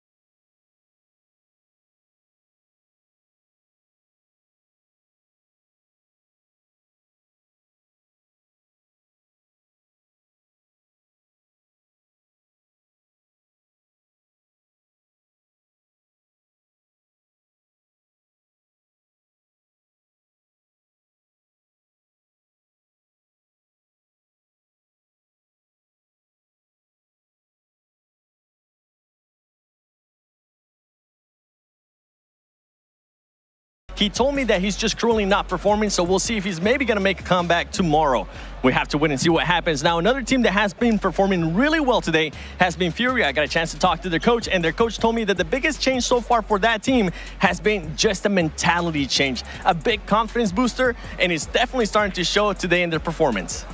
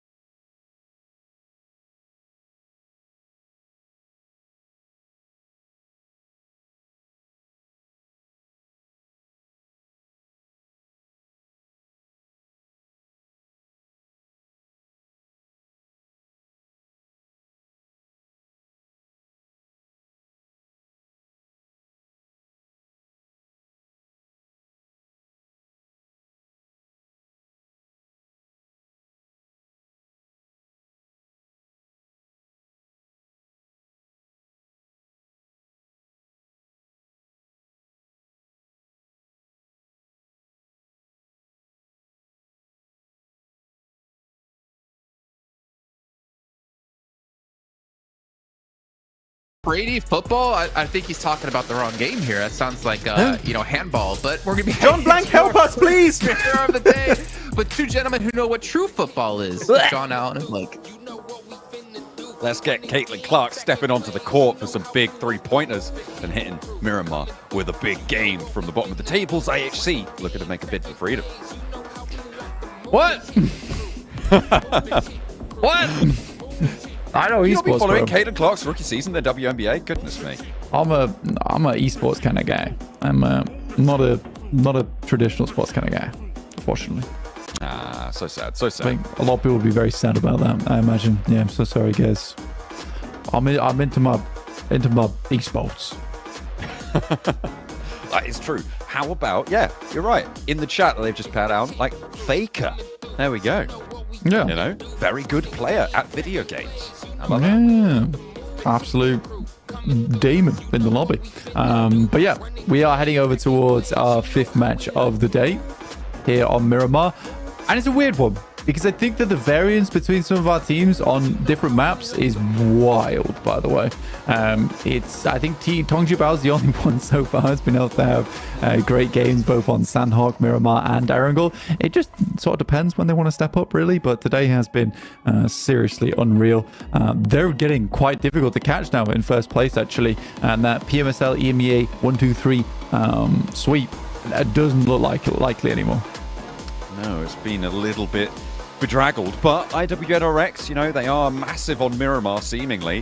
Zedwolf especially, the star player on their team yet again. Circle goes out to the east side. It keeps El Azahar in. That is their home territory. IHC is... Oh, goodness me. IHC as well will be in with a fairly central spot in this one. again, not a bad position for IHC, and we said that this is a team that, you know, it's the first step of many for them, down in 16th place at 56 points now, so at least now with a somewhat of a running, if they can get themselves another chicken dinner. I think a lot of teams have been limping through quite a few of our previous games over like the last half of yesterday and the first half of today, especially some of our top teams in the lobby. I mean, IWNRX, Enigma Galaxy, Na'Vi, 112, 117, 117, with ASI 8 now taking 119 in second place, and Tongji Bao far ahead at 135 in first place. Here's the performance right now for Enigma Galaxy between day 1, where they're averaging 5 eliminations per match. That has dropped down to just 3 eliminations now in day 3. So you can see that the drop off a little bit here for Enigma Galaxy, who were on top of the world over those first 2 days. They are still in that top 3 though, but you're right, that an EMEA 1-2-3 looking less and less likely as TJB continue to keep pace with, well, outstrip everybody else's pace, keeping pace only with themselves at this point. 135. The current ceiling was Team Spirit last week. They broke records getting 225 points in their group stage week. I feel like it may be a little bit late for TJB to make a push that far, but still definitely capable of being within reach of that 200-point boundary. It depends, man, because from their glow-up day to now, I think the point scoring average is somewhat ridiculous. If they're able to keep that up, I wouldn't be surprised over 8 matches that they can maybe catch that. But it is a tall ask. I'm just saying, with how they're currently playing, you know, back to back to back, just game after game after game in those top 3s. Yeah, it's wild that we've even reached this stage. And with that, for the top 5 elims, Zed Wolf really was on top for quite a while, but now Flower has firmly taken that lead at 34 elims total. Which is kind of a nutty result. And then, I mean, you even go down to 3rd, right? And you look at IQ, the drop-off of 4 elim difference down to the next place there. Big stuff from ASIA. And I mean, we talked a lot more about them in day 2, I feel like. And rightly so, that was really a massive day for ASIA. Coming into day 3, it hasn't been as loud for them, but they're still up in that 2nd place. They're still getting into these late game circles. I mean, we saw them in that South George finish, right? They were still up and into the game late, getting, I think it was a 3rd place.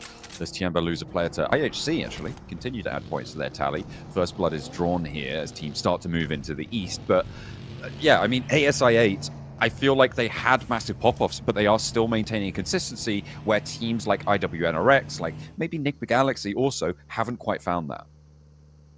Yeah, I honestly, though, for Miramar, if we home back in on this game, I think it has been unfortunate for both Enigma Galaxy as well as Na'Vi over in 5th and 3rd place, respectively. Purely because the coach is right that they haven't been getting great circles on this map. They've been consistently heading far over towards the eastern side. I think we saw this exact circle recently as well. And these are the 2 teams that really do have to travel the longest distance here on Miramar, from La Cobreria as well as El Pozo, which are both strong spots to start in. But we really just haven't had many like northwest shifts on the circle, or even just western shifts in general. Sightlines over towards FaZe for IHC. Not going to be able to take too many shots, though. Just make sure they keep control here over on the north side of Impala. A little bit further up the coast in the high ground compound. Vengeance moving in past El Azahar right now. Not really too many teams close by. I mean, you've got Getso Roy about 400 meters away right now, down to their southwest. A little bit further, in fact, actually, closer to 500-600 meters, so out of that render distance. Team Queso, they're very, very central, close to IHC. Team Queso on that south side. They're a little bit out of the way. I mean, Miramar's quite a big map, so down towards that southeast side, they do have a little bit of room between them and IHC.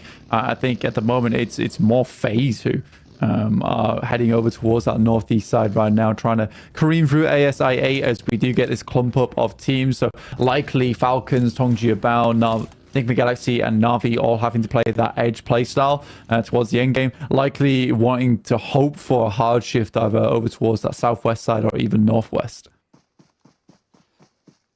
ASI 8 around La Bandita right now, not in the crater, so they have got a bit of mobility, a bit of cover off sightline there. You're right, it's very, very central here, and teams on the outskirts may have to fight through a lot of it in order to get value out of this game. Na'Vi less concerned with that. They're over towards, just over the north side of water treatment right now, heading seemingly over towards Torre Hamada, and going to be moving in across the East Coast Road, potentially. I'd be surprised if they decided to go south of El Azahar, given they're taking this angle of approach, right? If you were looking to go in on that south edge of El Azahar, you would probably likely be going past Hacienda del Patron right now. So expect to sweep through Tierra Bronca to the east side of El Azahar and potentially coming up the coastal road and into contact with IWNRX. Yeah, for IWNRX, it's not a bad spot to be in for them at the start of the game. It's nice and tucked away, but I think the biggest change we'll see from IWNRX here is that they're already making a breakout towards that western side. I think in a fair few of our Miramars here in Group Red, IWNRX has been fairly passive over on the eastern edge and kind of waiting the game out. But this time, I think they're realizing, as it's the first time in a while that they've been knocked out from that top three, that they need to start making some moves. They need to start making some plays and gaining ground quickly, which is what gave them quite a few of those points early on in the group. They'll need to try and regain some of that momentum, regain some of that strength. Enigma Galaxy similarly out in the blue on that western edge. We'll see where they opt to go in. Next circle coming through. A hard north shift. This is big news for everybody who sent central.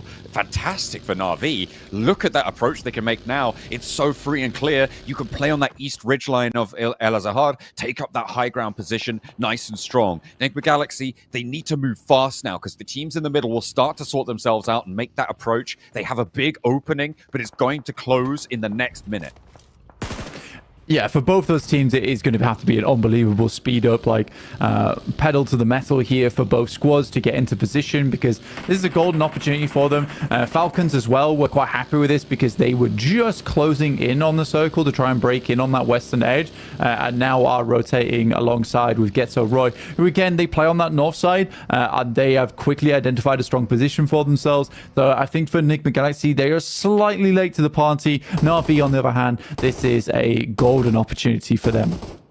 Really, really big stuff. Still, that east side of El Azahar, that high ground ridge that sits up there, the compound that's just beyond it, potentially both very, very valuable areas. We'll see if Na'Vi are able to take control. Falcons Force and Vengeance, both sort of the blockades right now for teams moving up towards the north. IWNRX, I think, also in a really pivotal position out towards the East Coast Road. Everybody from Impala going to be looking to move through the ground on this road. So if IWNRX can extract one from each team that passes, the toll will be high, but the points total for IWNRX will be so grateful for it. Yeah, so for Falcons coming in on that western side, they lose a player in Icy.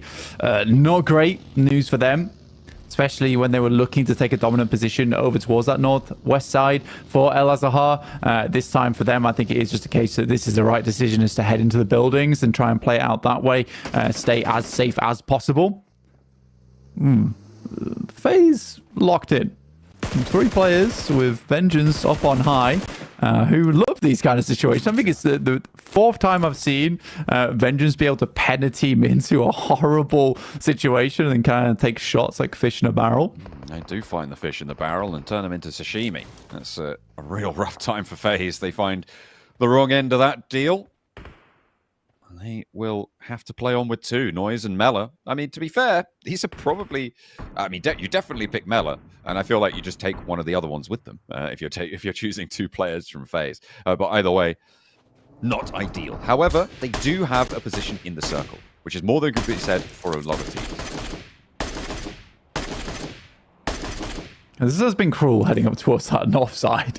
A lot of squads still scrambling on that southern edge, but it's good. It is a good thing that IWNRX made that breakout over towards the western side, because now they have a lot more control to work with. If they were penned in over to where Fury is currently playing, you wouldn't be too happy with that. But the circle does move north once more, and it's Tongji Bao that... how have they even made this rotate, man? Yeah. I'm just looking at where they've come from. It looks like early on... Okay, so as soon as this shift came through, I'm going back through the map feed. So the circle popped. They were just on the north side of Los Leones, coming up to La Bendita. They just went all the way out west, past Graveyard, up towards Hacienda, and looped over the top. Na'Vi obviously leaving gaps there, and TJB have managed to sneak their way in on the north side. They read this shift like incredibly well. This is brilliant stuff from TJB. Yeah, it's a gamble play, right? I mean, they're going to try and take control over towards El Azahar and then play the late game in towards the center. But to be honest with you, the big case factor is that gamble pays off even more because the circle shifts over towards that north side. So it's just a good understanding of like, what could we do here on the potential next shifts? As this goes down towards the south, yeah, we can get a strong position over towards Al Azhar and play out from there. But if it moves north, then we're going to be one of the few teams on that northern side of the map. So for Tongjabao, yeah, again, they have all the chips on the table right now with first place at 135 points. So they can afford to take risks like this, which now are going to pay dividends. Really great news for the team. It's been careening up the tables time and time again. IHC now up to 2 eliminations. They are on that western side near that truck stop. They've got the high ground on the east and the low ground on the west as well under control. So really nice southwest position for them. But Nick Galaxy just across the way. Getso Roy continuing to joust right now with IWNRX. Not really going to be able to do too much. That road that sits between them may as well be a river. It's just impossible to cross with the teams crunching in this close. You gotta be patient. You bide your time inside the circle, wait for the shifts to come through, try and annihilate some squads and rotates as they come in. That's your only option, really. You need to start creating gaps in this circle because it is a very nuanced area of the map with multiple things going on with the plateau down towards that south side. You move over towards some of the rolling hills on the north where you've got Na'Vi playing. The one thing that does worry me is that for Na'Vi is how suspecting are they of a team coming through on that north side. I think they would assume they're one of the few teams that did break through onto the north, considering they came from La Cobreria. So I wouldn't be surprised to see them get backstabbed by Tongjabao. So I think that they just need to be aware. In a lobby like this, it's entirely possible for a team to make a bit of a quirky rotate over towards the side of the map. It's all about being prepared for it. Handling every eventuality. IHC with the spray downs over the ridge line against Incilio. They have lost one on their off angle and the blue zone's not going to be kind to them.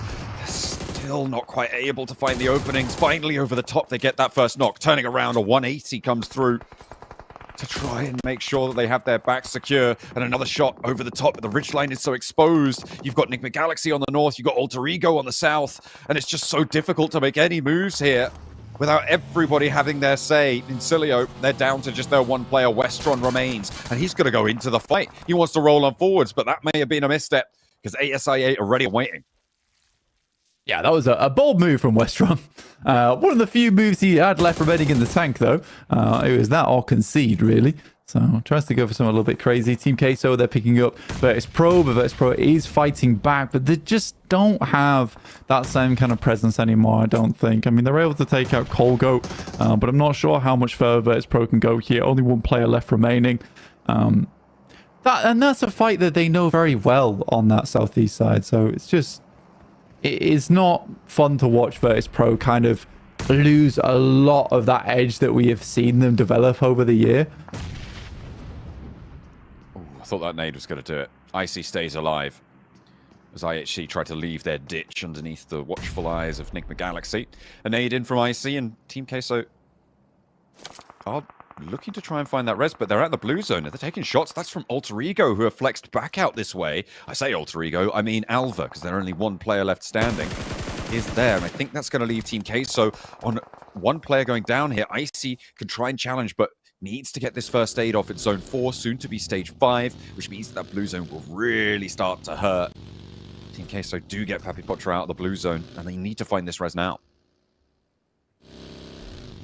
Yeah, Papi Potro getting back up, head forwards towards that north side. IWNRX have already started to make their rotate down towards that northern edge, towards Getso Roy, so there is a little bit of an opening. Zedwolf is keeping hold over towards that south side just in case there are teams coming off from that low ground, so he's going to have to be the one that passes that information back to the rest of the squad who do have their compound set. You can see that on the map.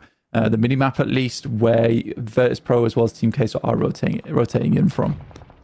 This is a really nasty area of the map, Blank. The east side of El Zahar is just mountaintops set across massive valleys.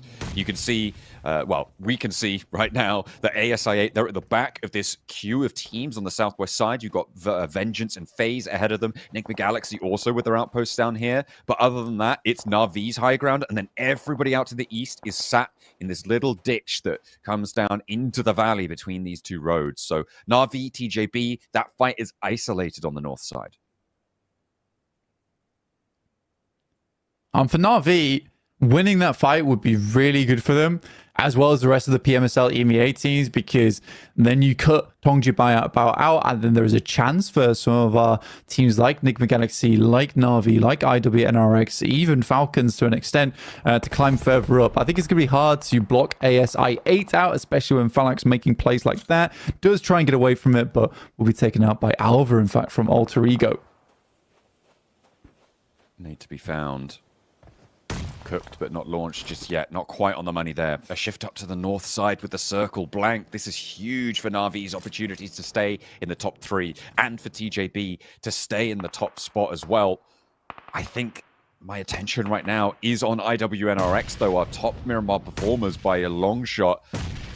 And they're in a tricky position. They have to make it work for them. Falak does finally go down. ASI8 may be the target that IWNRX will set their sights on, because UZM goes down second. Vengeance looking over down the hill.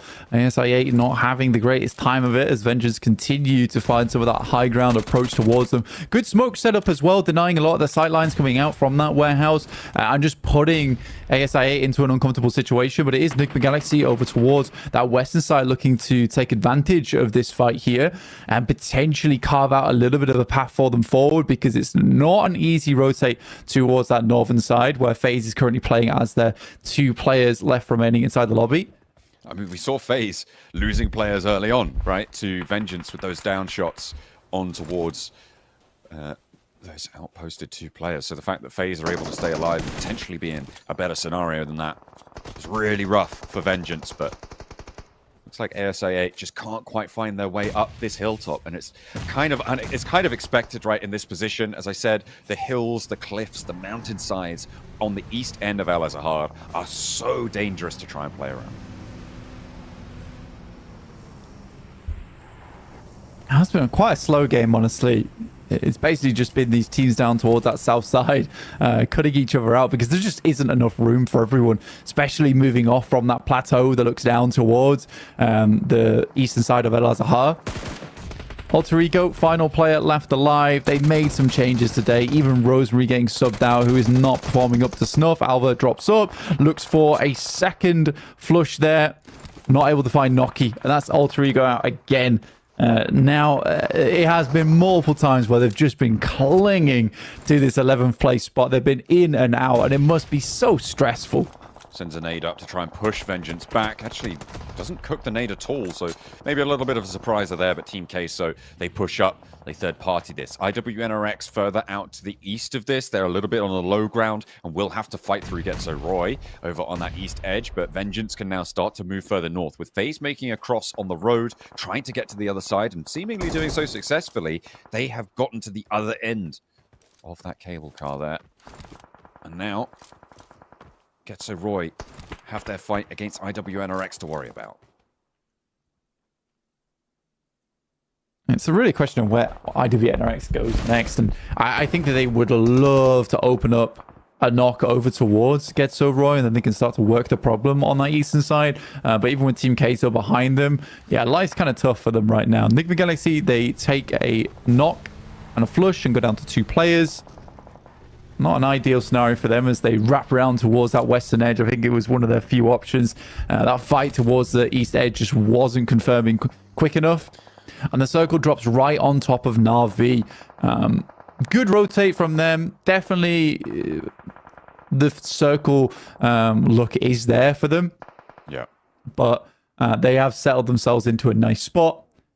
The question is now for me is, come stage 6, stage 7, how do they play this out? Can they maintain all 4 players? Realistically, off the back of this one, you would want a chicken dinner because you've been given a chance here now. The position that FaZe hold is where IWNRX and Getzo Roy both want to be moving up towards. You can see the ridgeline beyond where FaZe sit right now in the scopes of Porsche. That is oversight on towards Na'Vi's compound, right? You've got Puncher who's trying to take control over the south side, but in general, they don't want to be overexposed to that angle. They've also got TJB on the north to worry about. So if one of these teams can get out clean and into FaZe's position, they are in with a really good chance of overwhelming this lobby. IWNRX moving up that roadside. This is a smart maneuver from them. Haven't been able to open too much over towards Getzo Roy, but now both teams know they need to move. Slightly dangerous for IWNRX moving out into this open zone towards the western side, so they are taking it slow alongside with the blue as it pushes them in. Best thing they can hope for. Falcons now know that Vengeance is close by. Vengeance consistently having this high ground. Very difficult to deal with. FaZe did move up alongside with Noise and Mela and have been taking shots, in fact. Galaxy do go down to a shot from TJB. The nades over the top finds Porsche with damage, and there's the knock. Another one over to the back line as well as Car goes down. Swain tries to tuck away, but Frozen's lit up from the off angle. That's Mela, who goes for the flush as well. Frozen should be going down here. Can't be rezzed. 2 players from Getzo Roy trying to get across as well as they get over the road, but how much further can they find it? Because Furia is that blockade that sits on the roadside to the northeast edge, and they're going to have a really tough time to make it through. IWNRX, they haven't managed to get across clean, but can they still make it up to the position that FaZe holds from them? Unreal nade coming through from East, by the way. Takes down the entirety of Vengeance there, and Falcons stay alive with their 3 players. Wow, very, very nice play. Kind of group up, especially on the silos as well. One well-placed nade could be the end of it. There is a big pick, though, from Lemon over towards Tong Jiabao. They find the first knock through onto them. One other player goes very low as well, down towards half HP. This is a super important fight for Na'Vi. They know they need to win this one out. Another good nade will flush out Longs. Na'Vi continues to fight. Both of these fights, one on the northwest, one on the southeast, Blank, they're both pivotal for the progress of this lobby, but Team Queso may have just ruined IWNRX's chances into this engagement on the south side as Na'Vi try to regroup against TJB. It's not looking super healthy, not looking super easy. There's the flush coming on through, and IWNRX playing on with 2 now, but it's just Noise up the top. Team Queso across the way, Melodious trying to have an impact, but Getzo Roy trying to poke their noses in, but it does not belong there. The book snaps shut. Noise able to keep a hold of the position for just a moment longer. Falcons even finding a shot over towards Tiamba. East has been a true hero during this game. IWNRX will get rid of that player who has been so annoying for so long for them, playing on that south side. Na'Vi moves up with Lemon. Flower in the front line, but a fantastic shot with the pump action will take down Flower, and Na'Vi might have just cleared out the most dangerous threat to them on this northwest. Can they regroup, though, in time? Can they get rid of Triple S and get back on the road, back into their compound? Because the Falcons are moving into the vacuum, and they might have just gotten ahead of this. Na'Vi send out, but they've been cut off. Their resources now run dry. Their push back in towards the circle will be difficult, but they've got 4 players to do it. In the meantime, IWNRX, they've handled Team Queso, and now it's up to FaZe. Mela run down with a buggy on Swain, and the spray down from Kane. A 2-piece playing off one another. Symbiotic there, and a venomous approach from IWNRX. Good start. I mean, Falcons, again, taking down players from Na'Vi. I think, realistically, for Na'Vi, what they should have done is just head further north. Again, it's whether or not you understand that Falcons have been making their way so fast up towards this location. Remember, Falcons have just been winning fights back to back to back here. So they've been just crushing the lobby on this south side. But Na'Vi do finally get themselves back into position. 6 elims for them. They get a reset on this too. It's still well played, but again, they are looking for a chicken dinner on this match. That's what Na'Vi want. And with Furia in the wings, with 4 players alive, Falcons looking damn good in this game. Yeah, it's scary, scary. They do have the compounds to work with, though. Blank, our 4th, 5th, and 6th place teams, all looking for a 3rd place spot right now, are all still in this one. IWNRX with the worst of it right now on the southeast side, but they are ahead in terms of the points. If they can ladder up a couple of placements, that would be big news for them. If they can extract some value from maybe Furia's position out to their east side, that would be great. But you're right, it's Na'Vi and Falcons, both of these two teams with opportunity to push in, to muscle their way through and join the top 3 going into our last game of the day. It's difficult for Na'Vi as well, because I think that they would have liked to maintain over towards that high ground. It was just a very good pickup from Falcons, understanding where Na'Vi moved across from, because they have essentially taken one of the stronger positions in the lobby. Although these compounds are nice, it would require the circle to head a bit towards that northwest side for them to continue to have presence, because Falcons can typically now just play that high ground, right? They can play off the back of that, take shots towards teams as they make their way in, and Na'Vi still have to deal with the player from Tiamba who is waiting in the sidelines here in back C. Swain trying to get info, but he's out with his back to the blue. And moving forwards is difficult. Furia have control over their north. Falcons force over their west. And you can see action. I mean, he knows there's players over here. He's going to launch the last nade in his pocket there, potentially. XC. For Tiamba in the meantime on the northwest side, spotted by Na'Vi, pushed out the back of the building. Top may be able to pick this one off. Certainly we'll see Puncher go for the cross and jump back on in as well. XC looking for some healing before he makes a move, and rightly so. Everybody knows where this guy is right now, and there is no way that he stays healthy. Opens the door to allow him to use the corner of that wall a little bit more effectively, but I wonder how long it's going to last. Furia, keep IWNRX at bay. Yeah, he knows he's sort of doomed here. Does throw a quick nade out, punches fast on the trigger, will pick up the Elim as well, very nice, and now can regroup with the rest of the team. Now that player has been removed, Na'Vi can focus a little bit more towards their end game goals now, as they control the majority of the northern side. Furia getting stuck in with IWNRX, who are likely going to be taking a 4th place home here as Kine tries to get in the vehicle for some fancy movement, but it's Na'Vi actually finding top and some shots coming over the top sides from Falcon towards Furia. So all hell breaks loose on this top side, and Na'Vi might have just found the opening that they were desperate for. They were looking the cleanest of all of it, but there's a response. East finds Lemon on the approach. Puncher and Six now trying to break out wide. A 1-2 punch to maybe come on through against the Falcons team. 2 players alive for each of these 2 rosters, but Furia get back up to 3 blank. Ooh. East goes low, but the nade doesn't fully connect. Puncher with the spray through the smoke doesn't connect either, but spots him. No. Loses Lemon in the meantime, though, and now it's just 2 for Na'Vi. Furia stand in their way with 3 players out on the west side, and there is a lone Falcon. Action in the middle of it all. Oh, that's frustrating, man. I mean, if they were able to keep Lemon up, and Lemon did a great job to kind of juke around and create opportunity. Smoke went down, though, which was so painful for Puncher to try and find that shot. So it is now 6 and Puncher left up and remaining, which is a 2 players that I would say are on the weaker end to both Lemon and Flip, but with Puncher, with 6 going down, Puncher forced back and trying to get this res. Zone 9 is pushing in. I don't even think it's possible at this point. Still 9 elims and a 2nd place is not horrible. They do not have long on this. Oh, Falcon's still alive, though. Yeah, Falcon's still having action in this. Is really important. Furia moving in with 3, though. I feel like Action may not be able to do too much, but maybe he opens the door for Na'Vi. The first shot goes in. Action's still alive. He's still giving them the slip, but takes one down. They have to go a little now. bit of damage. Na'Vi need to come in now. They need to come in strong. A nade over the top. What have you got? 6 is cooking. Silence is low. They can't go for this res. A lot of damage, and Kayovsky goes down next. Na'Vi looking to put the 11th, the 12th, and or maybe the 13th nade through on in, and the eliminations can come in thick and fast if they can find this last knock. That's what they're looking for. The spray, the nade, and it's Na'Vi to take the chicken dinner with some hard north shifts. They make it work, and a miracle to put them back in the top 3. I mean, you've got to thank Top for that one at the end of this one, or at least Falcons in general. The fact they were able to control that side for so long and then getting a knock as well. It is really quick reactions from Na'Vi and some very well-placed nades on the top of it. But 11 elims at the end of the game. Really good stuff for them, and they'll be super happy with that one. 21 points. That sees them happily up into a top 3.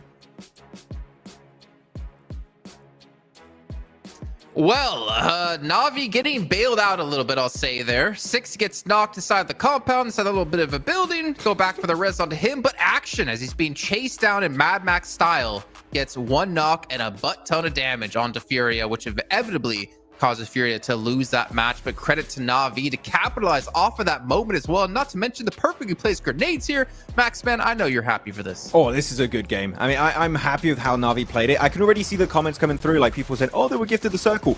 Man, sure, they were gifted some circles here, but they were using it to its full damn potential, I'll tell you that much. Like, sure, Falcon helps out Na'Vi in the end there, taking care of a few of the players of Furia, and then they just get the 2 angles behind the ridge after they got the res. Na'Vi played it great, but especially the reason why they got here in the first place, Jukes, and this is the big highlight of this game in my opinion, it had to be that push against TJB. Oh my gosh, that push against TJB was ridiculous. And I'm telling you what, Na'Vi, you said it best. I mean, Na'Vi played this circle to perfection. Puncher 5 eliminations, Lemon with 4. These guys went absolutely nuts. But at the same time, you can't shy away from the fact that Furia got another good performance. I'd say that they had to win almost every single game if they wanted to be in that fight. And that's exactly what they've done so far. How many second place finishes have they had right today? It feels like quite a bit, but definitely being consistent and getting into those top placings. But obviously Furia, to get to that position in the game, they had to rotate in towards that east side of the compound that Na'Vi were at. And Max, we were discussing that at the time before Furia actually made that move, saying that like Na'Vi, they're gonna have to regroup here in case someone did push on. I believe that was 6th position. Yeah, I believe it was a 6 over to the east side. And that's the thing about Na'Vi, they were aggressive at the right time versus Dong Jabal. And they were also passive in fights that really didn't make too much sense and wasn't going to really add too much to their current position, which, yeah, we just don't want to fight that wide rotation of Furia. We can just coexist like a symbiote in that compound and just survive into the late game. Have an easy access to a podium finish, and then we'll have to fight later on down the line.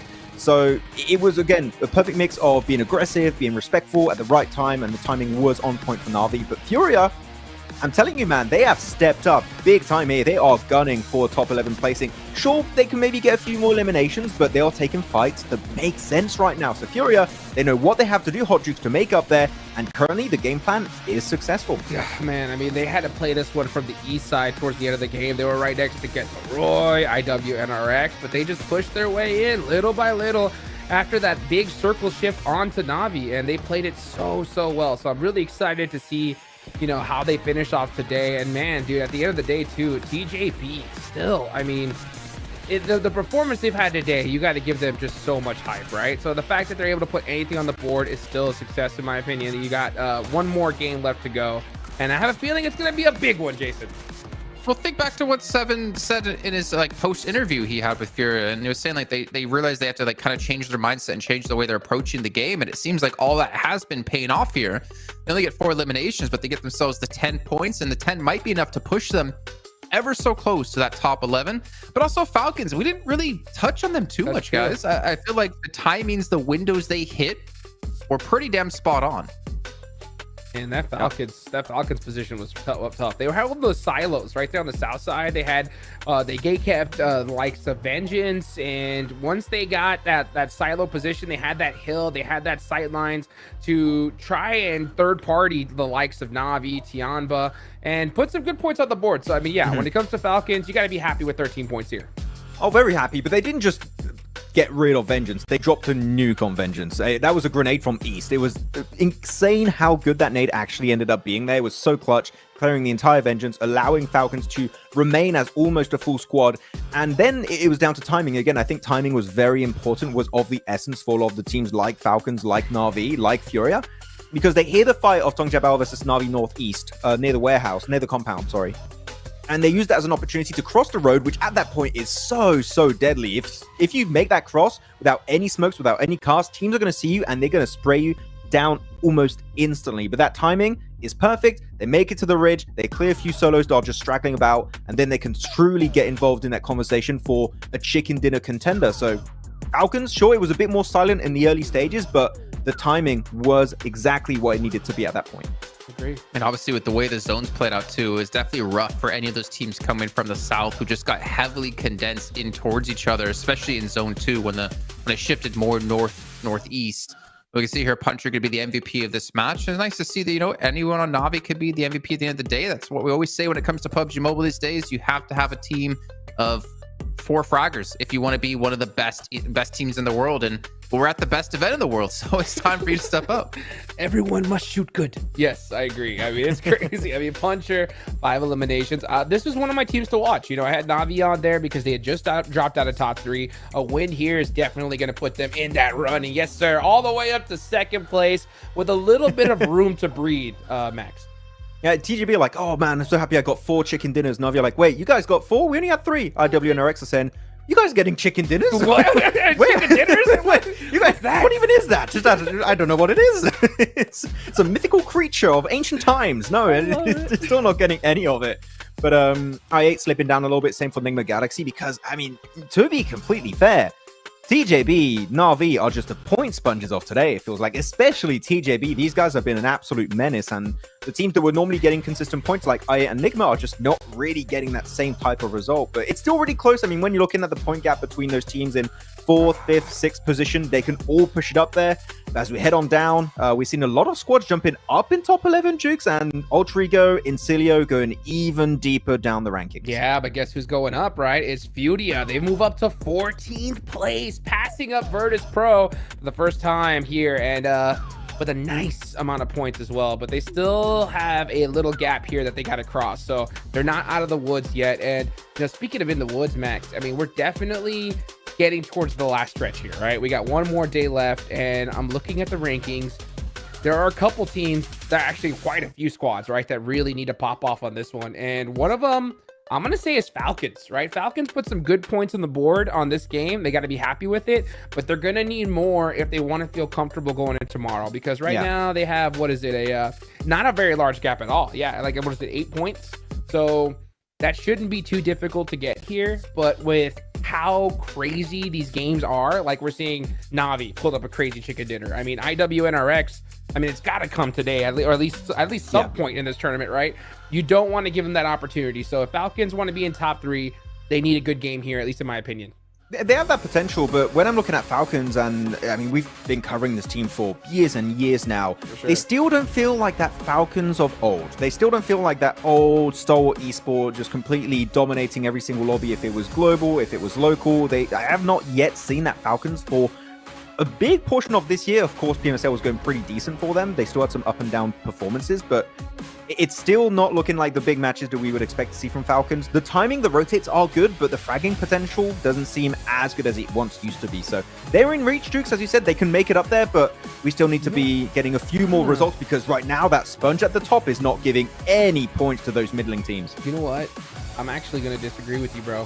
And the reason why I am is because I think that we are seeing the Falcons of old. I really do. I think we're seeing what they did before.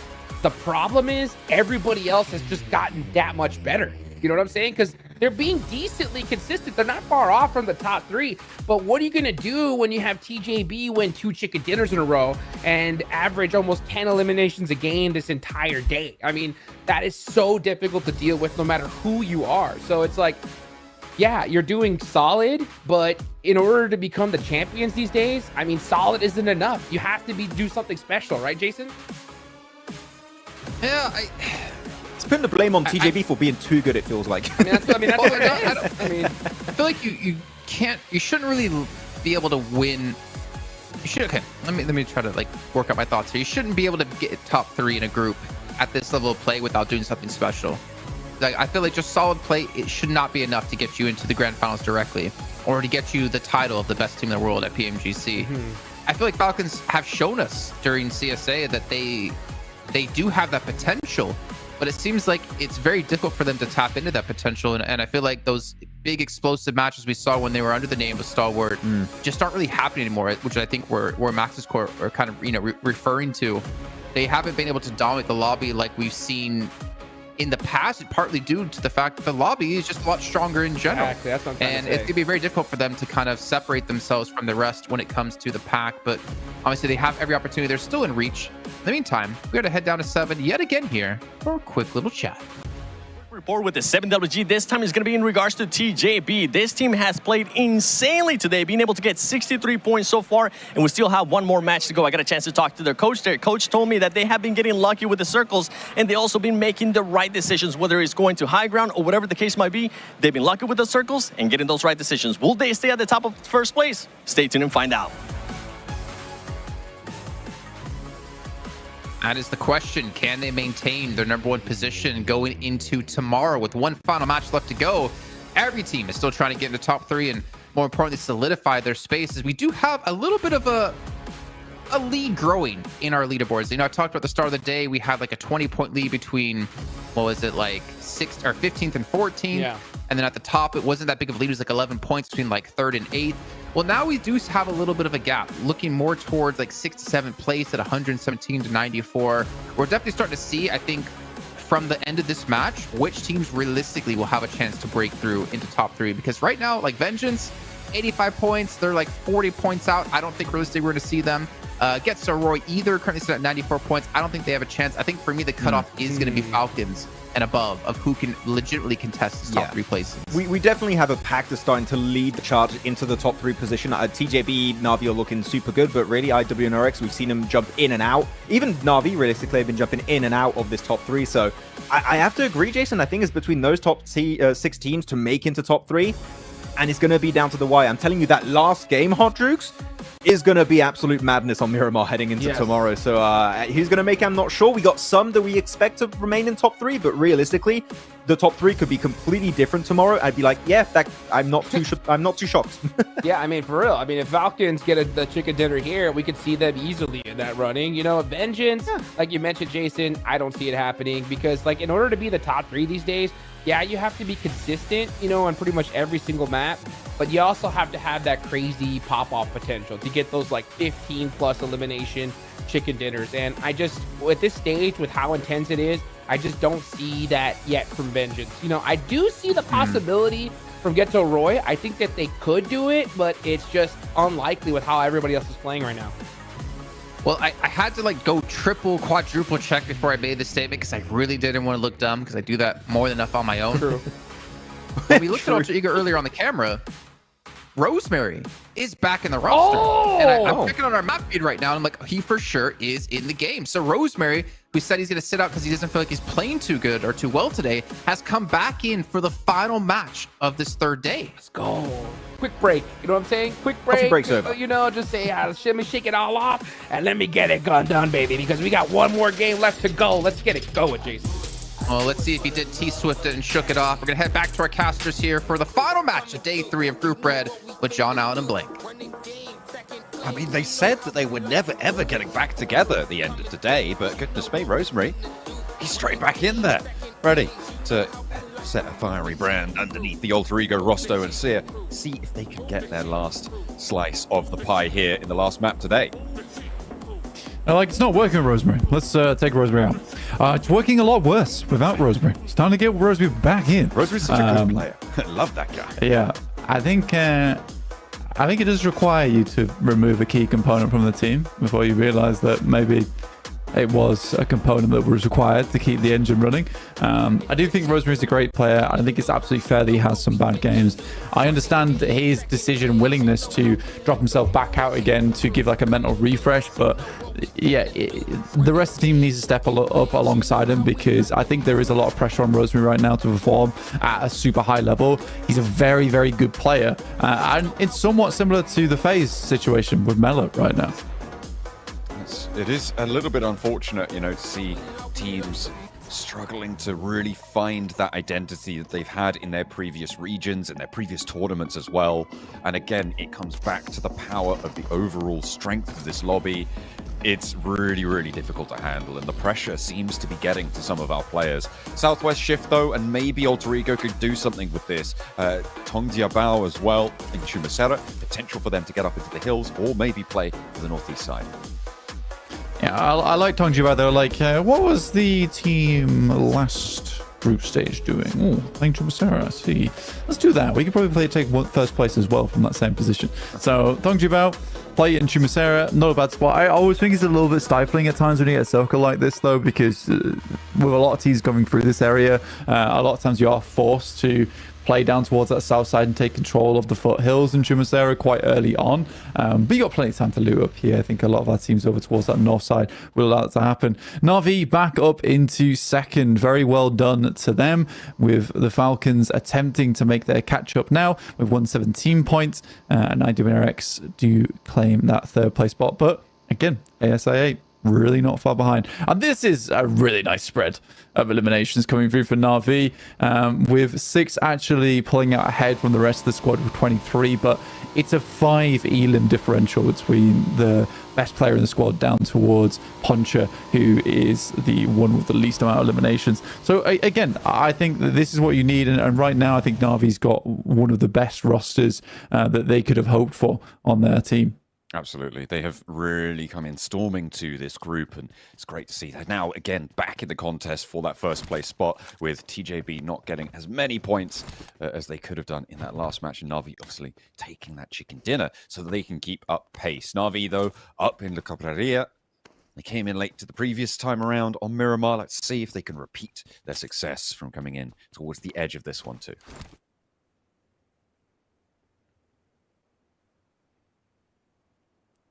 So for Vengeance, I am actually quite interested in Vengeance because they have stayed pretty consistent now towards an 8th place. I think after that win they were able to pick up, it really lifted their spirits in a big way.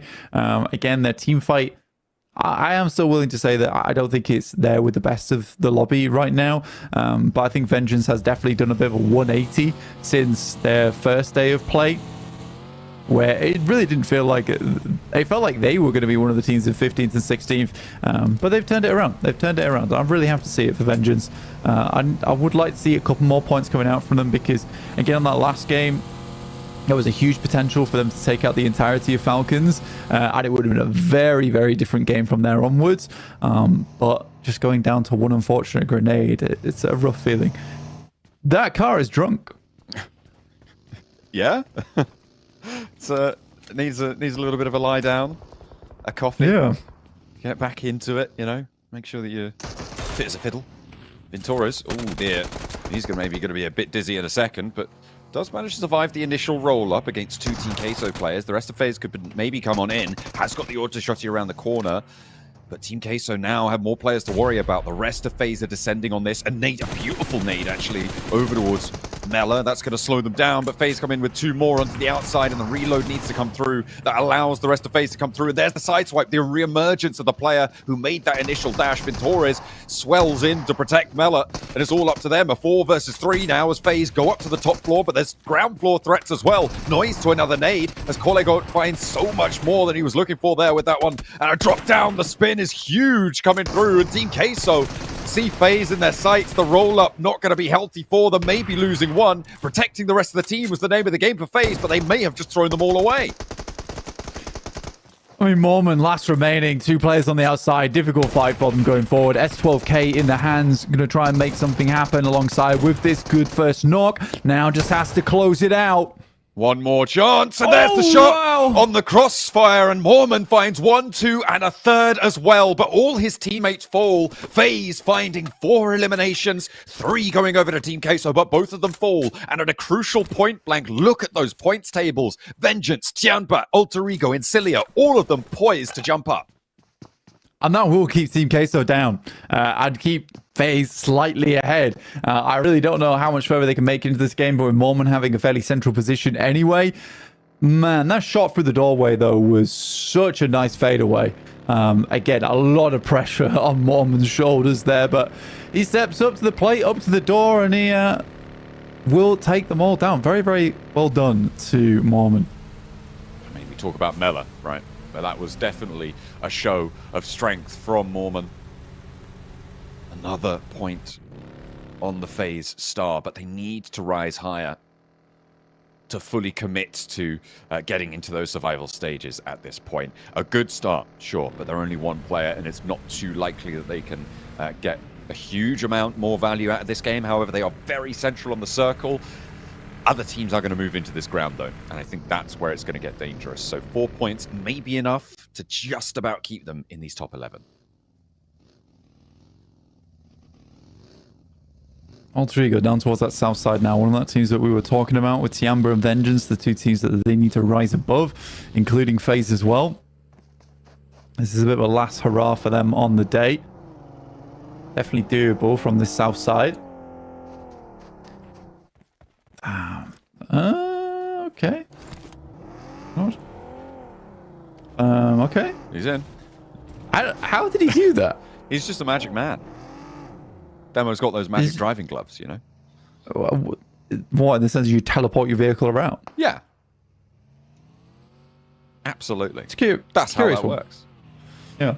Vengeance now making their way in down towards the south side. Nice bit of high ground to play around with. Always do like this position. It has some slight lips around the side of this compound though, which means you do have to get pretty far out to get any kind of good scouting done. But at this early stage of the game, just heading into stage 2, I think a team like Vengeance is not going to be bothered too much by having to take a little peek here and there. They've got a lot of control for their spot. They can bide their time. Circle coming on in soon, nearly about to reveal our second shift here on Miramar, and our last Miramar shift of the day for day 3 here.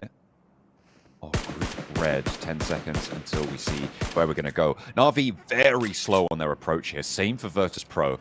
All the way up on the north side for Na'Vi, the east side over by Impala for Virtus Pro. The circle goes between Chumacera and Los Leones on top of Tiamba's position. Gets a Roy in the middle of it. IWNRX as well. Yeah, we do shift that. I actually think most teams will be pretty pleased about this as well, John, considering it moves away from those foothills in Chumacera. Oh, no. Which are always pretty awkward to play around with. Yeah, that's definitely unfortunate. He's going to leave his boy behind. Yeah, come on. You got to give him the turtle treatment. Come on. And the spin around and the bump up. That was excellently timed.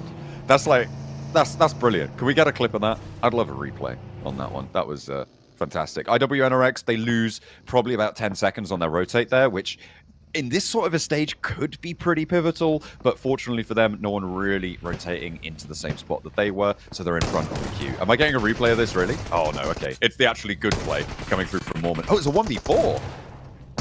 I mean, he took down the majority of the team, right? But it was with the two last elims, those were all him. Those were all him. But he did have the assist from the rest of the squad, though, on the first couple. There he goes. There goes our hero. And he will be out the lobby. That's quite a sad way to end that game for FaZe. Both them and Team Queso go down with 4 and 3 points. FaZe are 1 point ahead, and remember how important 1 point can be, especially how close these tables are. It might be the difference maker. Top threading the needle over towards Car, but Getso Roy should be able to get that res fairly swiftly and in a central position. You'd imagine that they definitely want to maintain that strength. They currently sit in the compound that's on the northwest, on the north point of the junction between Picardo, Los Leones, and Chumacera. So able to keep a lot of ground under their control. Further north, the Falcons sit, and they'll be pretty happy with their spot too. Tiamba actually make a break for a fairly decent position in the circle towards the central side of things, with Getso Roy once again making a nice little pivot over towards this ridge side.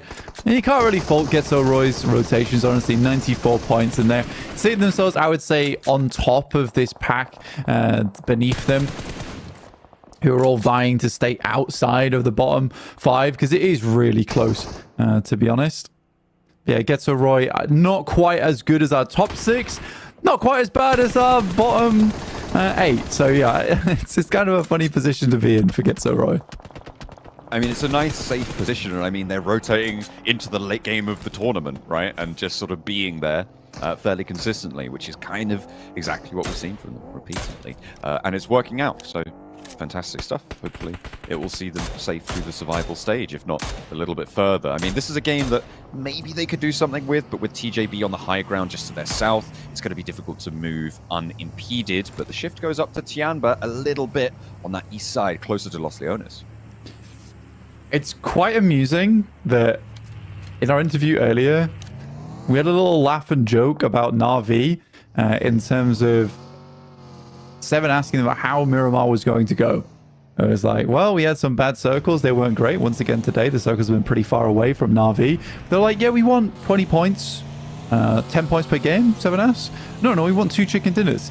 Well, John, they've succeeded in the first category, which is to win the first Miramar. Now they're looking for the second. And honestly, they are one of 2 teams on the northern side of the circle. They already find themselves a knockover towards the Falcons. Do they just come out swinging on Miramar? I don't know, man. I mean, you know, best performance on Erangel. What about Desert now? It's Desert time for Na'Vi, potentially on the north side. They haven't fully committed to that crash. It was just an open and knock towards Falcons, and they haven't fully sent for that. They're going to go a little bit further east. In the meantime, Vengeance on their position have IHC to deal with, leaving from Chumacera, moving up to this angle, and Noise goes down first. TP, nade over. Ooh, just a little bit short of the ridge line there. Could have been nasty for Godless, but a response comes in from Zeol, takes half his HP bar away. Godless has one cooking too.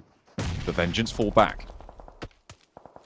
Yeah, after already receiving a knock, it's a bit awkward. Yamak on the sidelines, typically a really good off-angler. Nice first nade, actually hits over towards Godless. And Zeol is up front in the distance. This is IHC, who right now seem to be only playing with the 2, with Zeol and Godless. Both Demog as well as Rogue haven't quite moved into position just yet. So all looking for the res onto Godless on the ridge line there after the nade came through. They might have burnt through a lot of their nade supplies here and unwilling to go for more. You can see still 2 for Yamak. No, TPs has a little present to launch over the top, but the off angles are starting to come through. You said they left them back, and maybe they did that on purpose to create these off angles through those windows, force Vengeance to take peeks through these windows that they have sightline control of, and that seems to be the game plan for IHC. But right now, Vengeance are having a pretty good time rebuffing them. They found that knock onto Godless. They haven't really given too many sightlines away, and likely they're going to have to leave. I think they're just going to go for it now.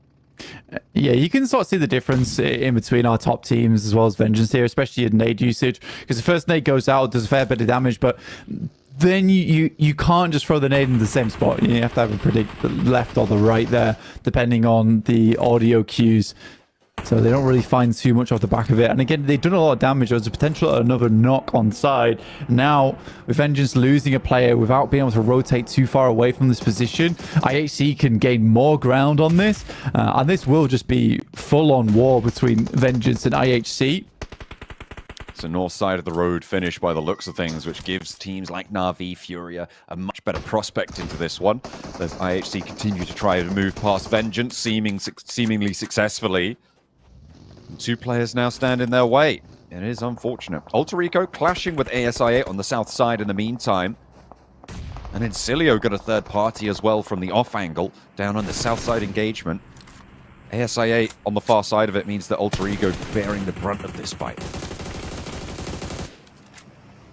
Good shots on the sidelines, you can see there.